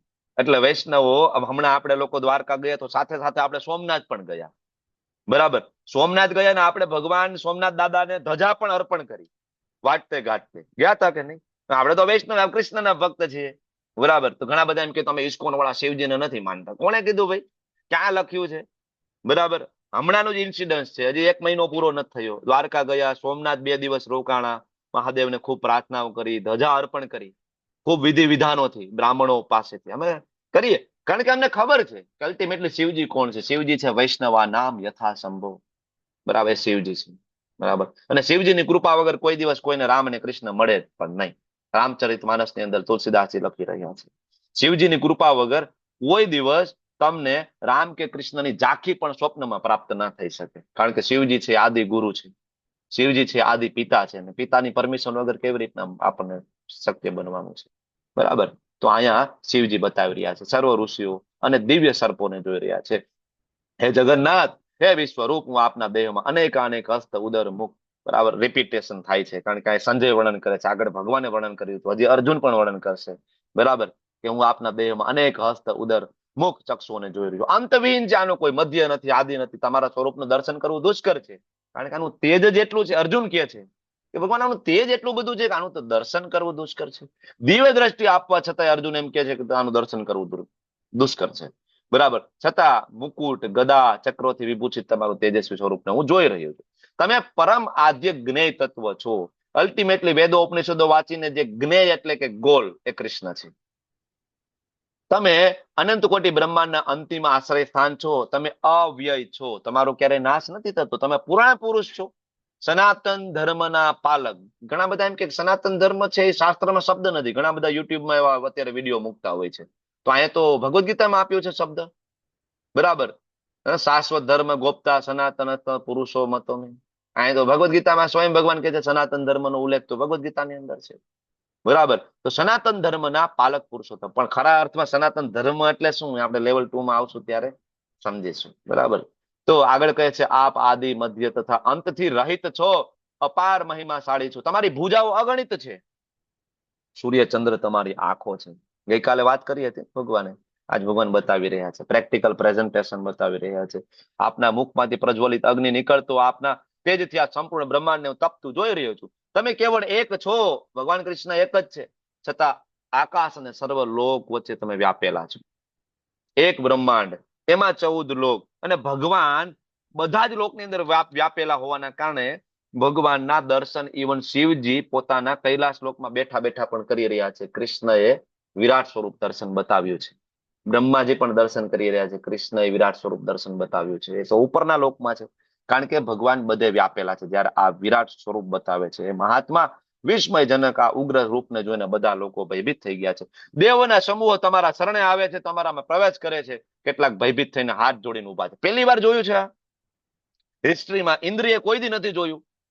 આ બ્રહ્માજીના આ દિવસમાં ભગવાન પહેલી વખત આ બતાવી રહ્યા છે. તો ઇન્દ્રએ દેવી દેવતાઓ કોઈ દી નથી જોયું, એટલે એ પણ હાથ જોડીને ઉભા છે કે આવું સ્વરૂપ. મહર્ષિઓ, સિદ્ધોના વૃંદો કલ્યાણ થાવો, કલ્યાણ થાવો, આવી સ્તુતિ કરીએ. પુષ્કલાભિ એટલે વૈદિક મંત્રો. વૈદિક મંત્રો તો વેદના મંત્રો શેના માટે છે? ભગવાનની પ્રસન્નતા માટે, ભગવાનની સ્તુતિ કરવા માટે છે. બરાબર. શિવજીના સર્વ આવિર્ભાવો એટલે કે 11 રુદ્રો, 12 આદિત્યો, 8 વસુઓ, સાધ્યો, વિશ્વદેવો, બંને અશ્વિની કુમાર, મરુદગણ, પિતૃગણ, ગંધર્વ, યક્ષ. ભગવાન પોતાની અંદર તો દેખાડે જ છે, અને આ બધા જે પોતપોતાના લોકમાં છે ને ત્યાં ઉભા ઉભા એ પણ દર્શન કરી રહ્યા છે. બરાબર. પોતપોતાના લોકમાં પણ છે ને ભગવાન પોતે બતાવે પણ છે, જો આ બધા મારામાંથી આવે છે. તો અર્જુન બે જગ્યાએ જોવે છે કે ભગવાનની અંદર એ શિવજી છે, ને શિવજી પોતાના લોકમાં છે, ને ત્યાંથી પણ દર્શન કરી રહ્યા છે. બરાબર, બતાવી રહ્યા છે. આગળ કહે છે, મહાબાહુ આપના અનેક મુખ, નેત્ર, બાહુ, જાંઘો, ચરણ, ઉદર, ભયાનક દાંતોળા વિરાટ રૂપને જોઈને દેવતાઓ સહિત બધા લોકો વ્યથિત છે. અને અર્જુન કે હું પણ થોડોક વ્યથિત થઈ ગયો છું. તમને કહેતા કહેવાય ગયું કે વિરાટ સ્વરૂપ બતાવો, પણ હવે મને થોડો ડર લાગે છે, કારણ કે ભગવાનના ભક્તોને આવું બિહામણું સ્વરૂપ ગમતું નથી. બરાબર. એ સર્વવ્યાપી વિષ્ણુ હવે અહીંયા સંબોધન કરે છે અર્જુન. ધૃતિ ન વિંદામી સમમ ચ વિષ્ણુ. વિષ્ણુ ઘણા બધા એમ કે વિષ્ણુ ને કૃષ્ણ જુદા જુદા છે, તો અહીં તો સંબોધન કરે છે તમે જ વિષ્ણુ છો. અર્જુન કે છે બરાબર, વિરાટ સ્વરૂપ સામે ઉભું છે, કૃષ્ણએ બતાવ્યું છે, અને અર્જુન કે છે તમે વિષ્ણુ છો. મતલબ અર્જુનને ખબર છે કે વિષ્ણુ ક્યાંથી આવે છે. આકાશને સ્પર્શતા અનેક તેજસ્વી રંગથી શોભતા આપને, આપના વિસ્ફારિત મુખોને અને આપના અત્યંત જ્યોતિર્મય નેત્રોને જોતા મારું ચિત્ત ભયથી વ્યાકુળ છે. અને હવે આ શાંતિ હું જાળવી શકું એમ નથી, મારું ચિત્તનું ધૈર્ય હવે જળવાય એમ નથી. હું તો જોઉં છું કે ધૃતરાષ્ટ્રના બધા પુત્રો, સાથે સાથે એના બધા રાજાઓ, ભીષ્મ, દ્રોણ, કર્ણ, અરે સામે પક્ષના તો ઠીક છે પ્રભુ, અમારા પક્ષના પણ યોદ્ધાઓ તમારા મુખમાં પ્રવેશ કરી રહ્યા છે. બરાબર. અને એના મુખોને તમારા દાંતોની વચ્ચે ચૂર્ણિત થતા હું જોઈ રહ્યો છું. કેવું સ્વરૂપ હશે બિહામણું. આ તમે જો બીજા નંબરનું મુખ છે ને, એમાં આ દ્રશ્ય તમને દેખાઈ રહ્યું છે કે આ બધા જ બરાબર ભગવાનના મુખમાં પ્રવેશ કર્યા છે. ભગવાનની આંખો તમે જો કાલ સમાન આંખો ખુલી છે, મોટા મોટા દાંત તમને દેખાતા હશે. ભગવાનનું સ્વરૂપ છે. ભગવાનના ભક્તોને આવું બિહામણું સ્વરૂપ પસંદ નથી. બરાબર. ભયંકર સ્વરૂપ છે ભગવાનનું, કારણ કે ભગવાન પોતાનું મહાકાલ સ્વરૂપ બતાવી રહ્યા છે. જેવી રીતે નદીઓના નીર સમુદ્રમાં પ્રવેશ કરે છે, એવી રીતે સર્વ મહાન યોદ્ધાઓ તમારા મુખોમાં પ્રવેશ કરે છે. હે દેવાધિદેવ, આવા ઉગ્ર રૂપધારી આપ કોણ છો? એકચ્યુઅલી આ ભગવાને જે કાલ સ્વરૂપ બતાવી દીધું ને, એટલે અર્જુન થોડા કન્ફ્યુઝ થઈ ગયા કે આટલું ભયંકર સ્વરૂપ કૃષ્ણ તમારું? તો તમે મને કહો આ વાળું પર્ટિક્યુલર તમારું જે સ્વરૂપ છે કઈ વિભૂતિ છે? અર્જુન પ્રશ્ન એ પૂછી રહ્યા છે. બરાબર, કે તમે મને કહો ને કે બરાબર તમે આ પર્ટિક્યુલર જે સ્વરૂપ બતાવો છો, જેમાં તમે બધાને ખાઈ રહ્યા છો, આ કયું સ્વરૂપ છે? બરાબર. કૃપા કરીને મારા ઉપર પ્રસન્ન થાવ. આપ આદ્ય ભગવાન છો, આપના વિશે જાણવા હું ઈચ્છું છું કે તમારી આ લીલા પ્રવૃત્તિ કઈ, આ વિભૂતિ કઈ? ત્યારે ભગવાન કૃષ્ણ કહે છે કે હું સર્વ વિશ્વનો મહાવિનાશ કરનારો કાળ છું, કાલોસ્મી. ભગવાન અર્જુનને કહે છે કે અર્જુન આ પર્ટિક્યુલર જે શક્તિ છે એ કાલ છે. ઘણા બધા એમ કે જોયું કે અહીં કીધું ને ભગવાને, અહીંયા બરાબર અહીં બોલે છે કાલોસ્મી, મતલબ આ કૃષ્ણ ભગવદ ગીતા નથી બોલી, કાલ એની અંદરથી બોલતું હતું. અરે કાલ ભગવાન એક શક્તિ છે. ભગવાન એમ કે છે કાલોસ્મી, કાલ ઈ મારી શક્તિ છે. જેમ આગળ કીધું હતું ને, રુદ્રોમાં હું શંકર છું, નદીઓમાં હું ગંગા છું, એમ અહીંયા ભગવાન કહે છે કે કાલોસ્મી, કાલ મહાવિનાશ કરનારો જે કાળ છે એ મારી શક્તિ છે. અને તું અર્જુન જે પ્રશ્ન પૂછે છે પર્ટિક્યુલર ભાગ વાળો, કે જેમાં હું બધાને ખાઈ રહ્યો છું, બધાનો વધ કરી રહ્યો છું, અર્જુન એ મારી શક્તિનું નામ કાળ છે. બરાબર. તો બધા માણસોનો નાશ કરવા માટે હું કાળ સ્વરૂપે અહીંયા આવ્યો છું. હું કૃષ્ણ છું, પણ આ મારી શક્તિ છે કાળ, તું જોઈ રહ્યો છું. તમારા પાંડવો એટલે પાંડવો સિવાયના અમુક યોદ્ધાઓ બચશે, તમને ખ્યાલ છે, બાકી બધાને ભગવાન મારી નાખવાના છે. અર્જુનને એમ હતું કે યુદ્ધ હું કરવાનો છું, હું બધાને મારી નાખીશ શરૂઆતમાં. એટલે ભગવાન અહીંયા કહે છે કે અર્જુન તસ્માત ઉત્તિષ્ઠ યશો લભસ્વ, અરે ઉભો થા ને યશ પ્રાપ્ત કર, તારે કઈ કરવાનું નથી. નિમિત્ત માત્રમ ભવ સવ્ય સાચિન, તું તો નિમિત્ત છો ભાઈ, ઓલરેડી પ્લાન છે. તને એમ લાગે કે તું ભીષ્મ ને દ્રોણ ને નહીં મારે તો આ લોકો બચી જવાના છે? આ લોકોનું મૃત્યુ એ દિવસે નક્કી થઈ ગયું હતું કે જે દિવસે એને ભરી સભાની અંદર મારા પ્રિય ભક્ત દ્રૌપદીને નિર્વસ્ત્ર કરવાનો પ્રયત્ન કર્યો હતો. આ બધાનું મૃત્યુ, આ બધાની પ્રાણ રેખા મેં એ દિવસે ખેંચી લીધી છે. ભગવાન કહે છે આ લોકોના પ્રાણ મેં એ દિવસે જ હરી લીધા છે. બરાબર, તને માત્ર નિમિત્ત બનાવ્યો છે. કારણ કે ભગવાનને ગમે છે એના ભક્તોનો યશ વધે. ભગવાનને ગમે છે જ્યારે કોઈ ભક્ત પ્રચાર કરે. બરાબર, શ્રીલ પ્રભુપાદજી આટલો બધો પ્રચાર પ્રસાર કર્યો તો ભગવાને પ્રભુપાદને એમ્પાવર્ડ કર્યા છે. ભગવાનને ગમે છે કે આજે આપણે પ્રભુપાદનો યશ ગાઈએ છીએ. બરાબર, ભગવાનને ગમે છે. ભગવાન એના શુદ્ધ ભક્તોને નિમિત્ત બનાવે છે. એટલે ભગવાન કહે ઉભો થા ભાઈ, નિમિત્ત બન. તો આપણે પણ ભગવાનના હાથનું સાધન, ઇન્સ્ટ્રુમેન્ટ બનવું જોઈએ, નિમિત્ત બનવું જોઈએ. ફૂલ નહીં તો ફૂલની પાખડી. તમે લખો ચેટ બોક્સમાં તમે કઈ એવી સેવા કરશો જેથી તમે ભગવાનના હાથનું ઇન્સ્ટ્રુમેન્ટ બની શકો. ચેટ બોક્સમાં ટાઈપ કરો કે હું કૃષ્ણ માટે આ સેવા કરીશ, હું કૃષ્ણ માટે આ સેવા કરીશ, ને હું પણ નિમિત્ત બનીશ અને હું પણ ભગવાનને પ્રસન્ન કરીશ. લખો ચેટ બોક્સમાં. બરાબર, આગળ હું વધુ છું. તો હવે અહીંયા દ્રોણ, ભીષ્મ, જયદ્રથ, કર્ણ મહાન યોદ્ધાઓ ભગવાન કે પેલાથી જ મેં મારી નાખ્યા છે. બરાબર, અને તું એનો વધ કર, તું વ્યથિત ના થા, યુદ્ધ કર અને તારા શત્રુઓને તું એમાં પરાસ્ત કરી નાખીશ.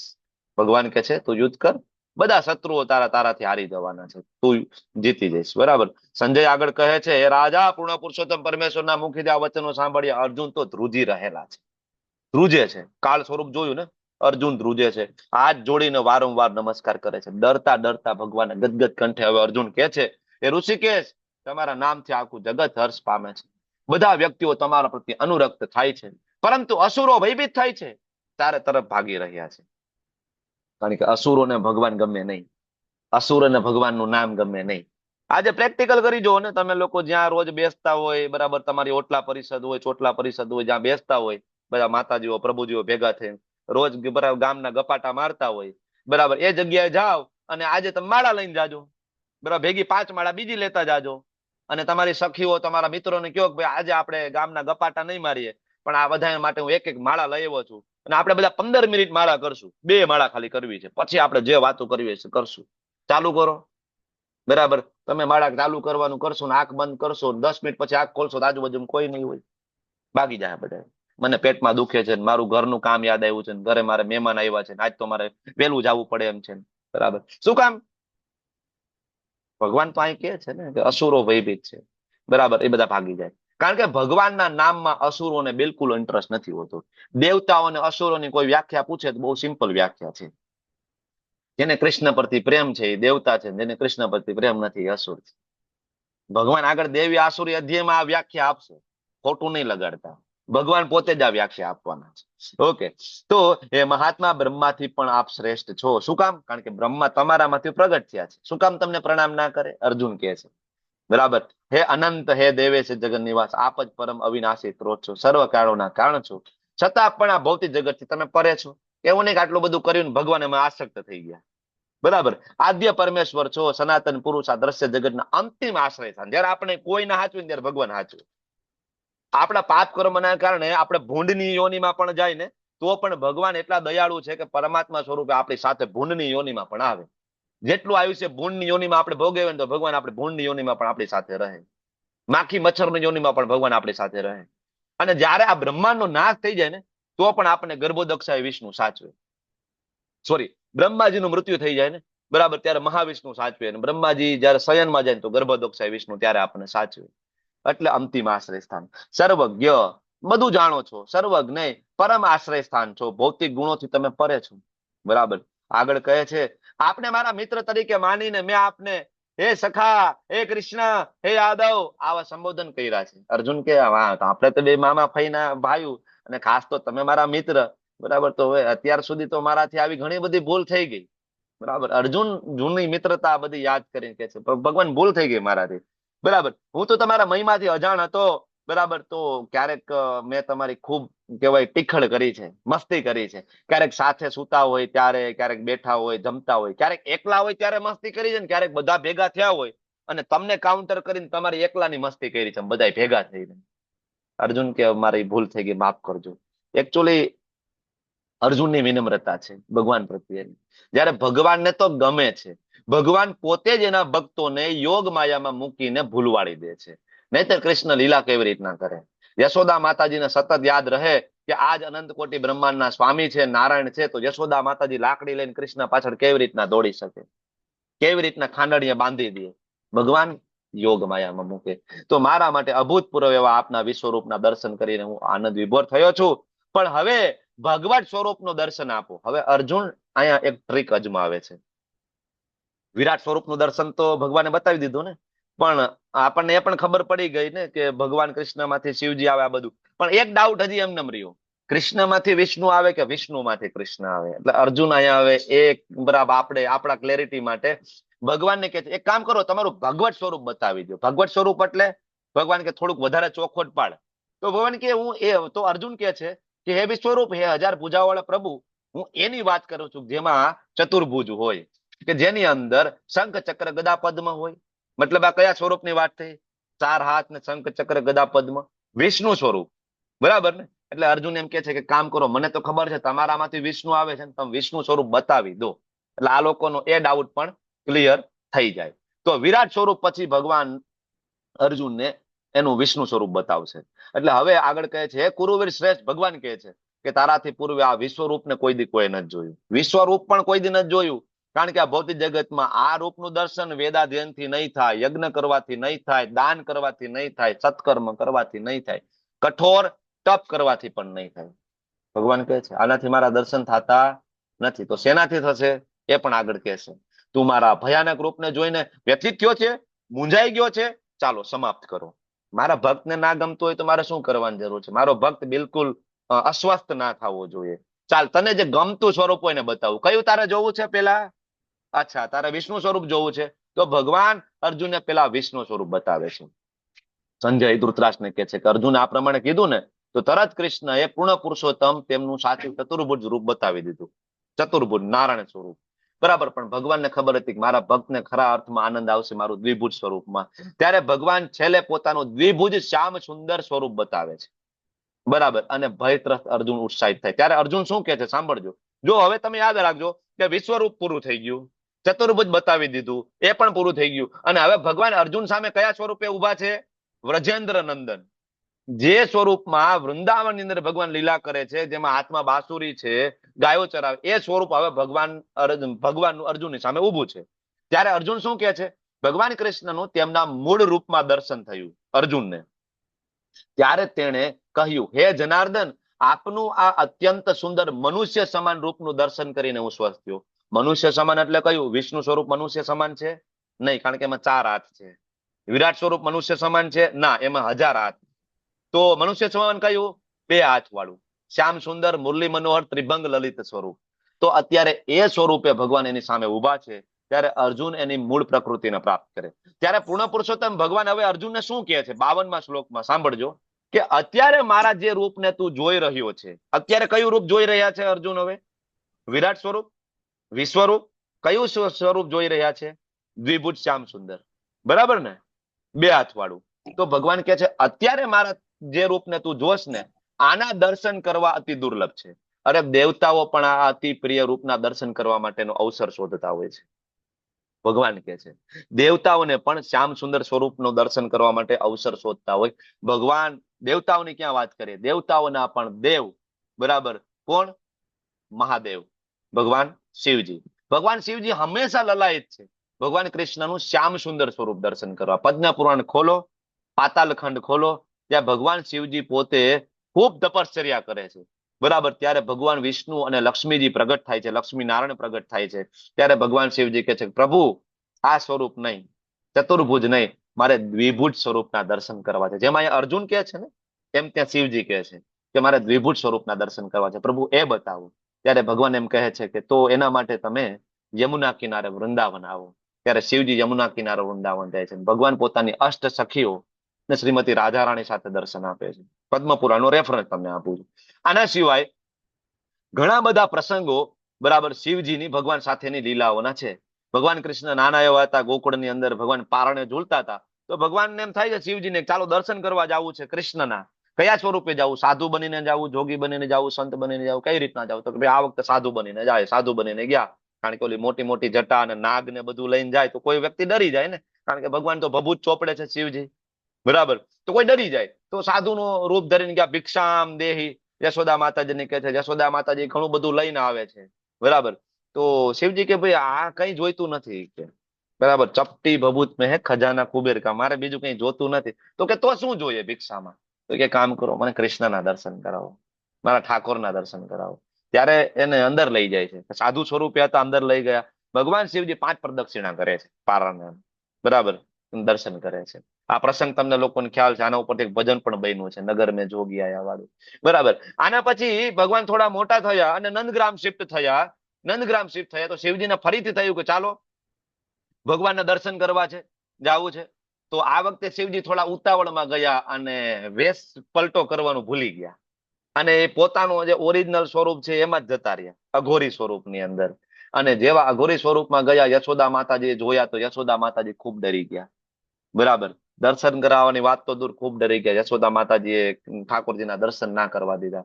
અને આ વખતે શિવજી ખૂબ દુઃખી થઈ ગયા કે આ વખતે કૃષ્ણના દર્શન ના થયા. તો આજે પણ નંદગ્રામની બહાર શિવજી એક વૃક્ષની નીચે બેઠા છે અને પોતે વિચારી રહ્યા છે કે આજે મારા ઠાકોરજીના દર્શન નથી. ખૂબ દુઃખી થઈ ગયા શિવજી. ત્યારે ભગવાન કૃષ્ણ લીલા કરે છે. ભગવાન કૃષ્ણને તાવ આવે છે, ગામ લોકો આવે છે અને પૂછે છે, બરાબર, કે છે શું થયું? કે લાલાને શું થયું? લાલાને શું થયું? તાવ આવી ગયો છે. તો ગામ લોકો એક કામ કરો, કોઈ સાધુ મહાત્મા હોય, સંતો, એને બોલાવો, પણ એ માથે હાથ મૂકે જોવે તો એનાથી સારું થઈ જાય. માં તો શું ના કરે દીકરાને સારો કરવા માટે? આપણે બધા કાલા ટપકા નહોતા કરી દેતા, બરાબર, નજર ના લાગી જાય, કરતા હતા ને, બરાબર. તો તરત જ તો કે ક્યાં છે સાધુ, ક્યાં છે કોઈ? તો જોયું તો તરત શિવજી તો ત્યાં જ બેઠા છે રાહ જોઈને, બરાબર. ગામ લોકો બોલાય એવા. જેવા શિવજી આવ્યા ને જેવા કૃષ્ણના અને શિવજીના બરાબર બે ની દ્રષ્ટિ, બરાબર, એ સામે સામે બે એકાબીજાના દર્શન થયા. ભગવાનનો તાવ ઉતરી ગયો, શિવજી ખૂબ ખુશ થયા. ત્યારે શિવજી કહે છે, બરાબર, કે આ ભગવાનના દર્શન થયા છે, બરાબર, મારે હવે અહીંયા જ રહેવું છે. યશોદા માતાજી કહે છે તમે અહીંયા જ રોકાઈ જાઓ, પણ શરત એક જ છે. શિવજી કહે છે કે મને ભગવાનનો પ્રસાદ મળવો જોઈએ. આજે પણ નંદગ્રામમાં જાઓ, કૃષ્ણ બલરામ મંદિરે ઉપર જાઓ, તળેટી ઉપર કૃષ્ણ બલરામને ભોગ લાગે પછી તરત જ ભોગ છે શિવજીને અર્પણ કરવામાં પ્રસાદ સ્વરૂપે. આજ પણ એ ટ્રેન્ડ ત્યાં ચાલુ છે. આજે પણ શિવજી ત્યાં નંદગ્રામની બહાર નીકળીને જે જગ્યાએ બેઠા એ જગ્યાનું નામ આશેશ્વર મહાદેવ, બરાબર. આશેશ્વર મહાદેવ આજે પણ જગ્યા છે. લોકો ખૂબ ભાવપૂર્વક પ્રેમપૂર્વક ત્યાં જાય છે અને શિવજી બધી એની ઈચ્છાઓ પૂરી કરે છે, બરાબર. તો બહુ બધી લીલાઓ છે શિવજીની કૃષ્ણ સાથે. હજી બરાબર કૃષ્ણ મોટા થયા, બરાબર, રાસલીલા કરી રહ્યા છે. શિવજી કે છે મારે રાસલીલામાં એન્ટર થવું છે. આના ઉપર તો આપણે નાટક કર્યું હતું, ડ્રામા કર્યો હતો, તમને લોકોને ખ્યાલ છે. સુંદર ડ્રામા થયો હતો, બરાબર, આહલાદ, બરાબર. તો ભગવાન કહે છે નહીં મારે તો એન્ટર થવું છે. ગોપીઓ કે નહીં ભાઈ, આ બરાબર આ વેશમાં તો તમારો મેળ ના પડે, આ સાપ ને આ ભભૂતિ જટાન. તો કે શું કરવાનું? તમે યમુનાજીમાં સ્નાન કરીને આવો, બરાબર. ગોપીઓનું પરિધાન, બરાબર, શિવજીને બધી ગોપીઓ શ્રૃંગાર કરી દે. આજે પણ તમે વૃંદાવનમાં જાઓ, ગોપેશ્વર મહાદેવ છે શિવલિંગ, પણ આજે પણ તમે શ્રૃંગાર જોવો એટલે ગોપીઓનો શ્રૃંગાર જ હોય. મોટા મોટા વાળ, સરસ મજાના લાલી લિપસ્ટિક કરીને સરસ મજાના મહાદેવને બેહાડેલા, કારણ કે ગોપી ભાવમાં છે ને. તો આના ઉપરથી આપને ખબર પડવી જોઈએ કે મહાદેવને શું ગમે છે, ભગવાન શિવજીને શું ગમે છે. એટલે ભગવાન કહે છે કે આ મારું જે સ્વરૂપ છે, ઘણી બધી લીલાઓ છે, લીલા કરતા રહીએ તો ટાઈમ ઘણો બધો જતો રહે, તો અતિ દુર્લભ છે, બરાબર. અવસર શોધતા હોય અર્જુન માત્ર. તો આ દર્શન કેવી રીતના થાય? આજે તમારી સામે જે ફોટો છે, ઓરિજિનલ સ્વરૂપ ભગવાનનું આ છે, આના દર્શન કેવી રીતના થાય? ત્યારે ભગવાન 54મા શ્લોકમાં ફરીથી કહે છે કે ભક્ત્યાત્વ અનન્યા શક્ય. માત્ર ત્યારે જ શક્ય બનશે કે જ્યારે કોઈ વ્યક્તિ અનન્ય ભક્તિ કરશે. અનન્ય ભક્તિ કરશે તો મારા દર્શન થશે, મને મૂળ રૂપમાં જાણી શકશે. જેવી રીતના અર્જુન હું તારી સામે ઉભો છું ને, આ જ રીતના પ્રત્યક્ષ મારું દર્શન કોઈ પણ કરી શકશે.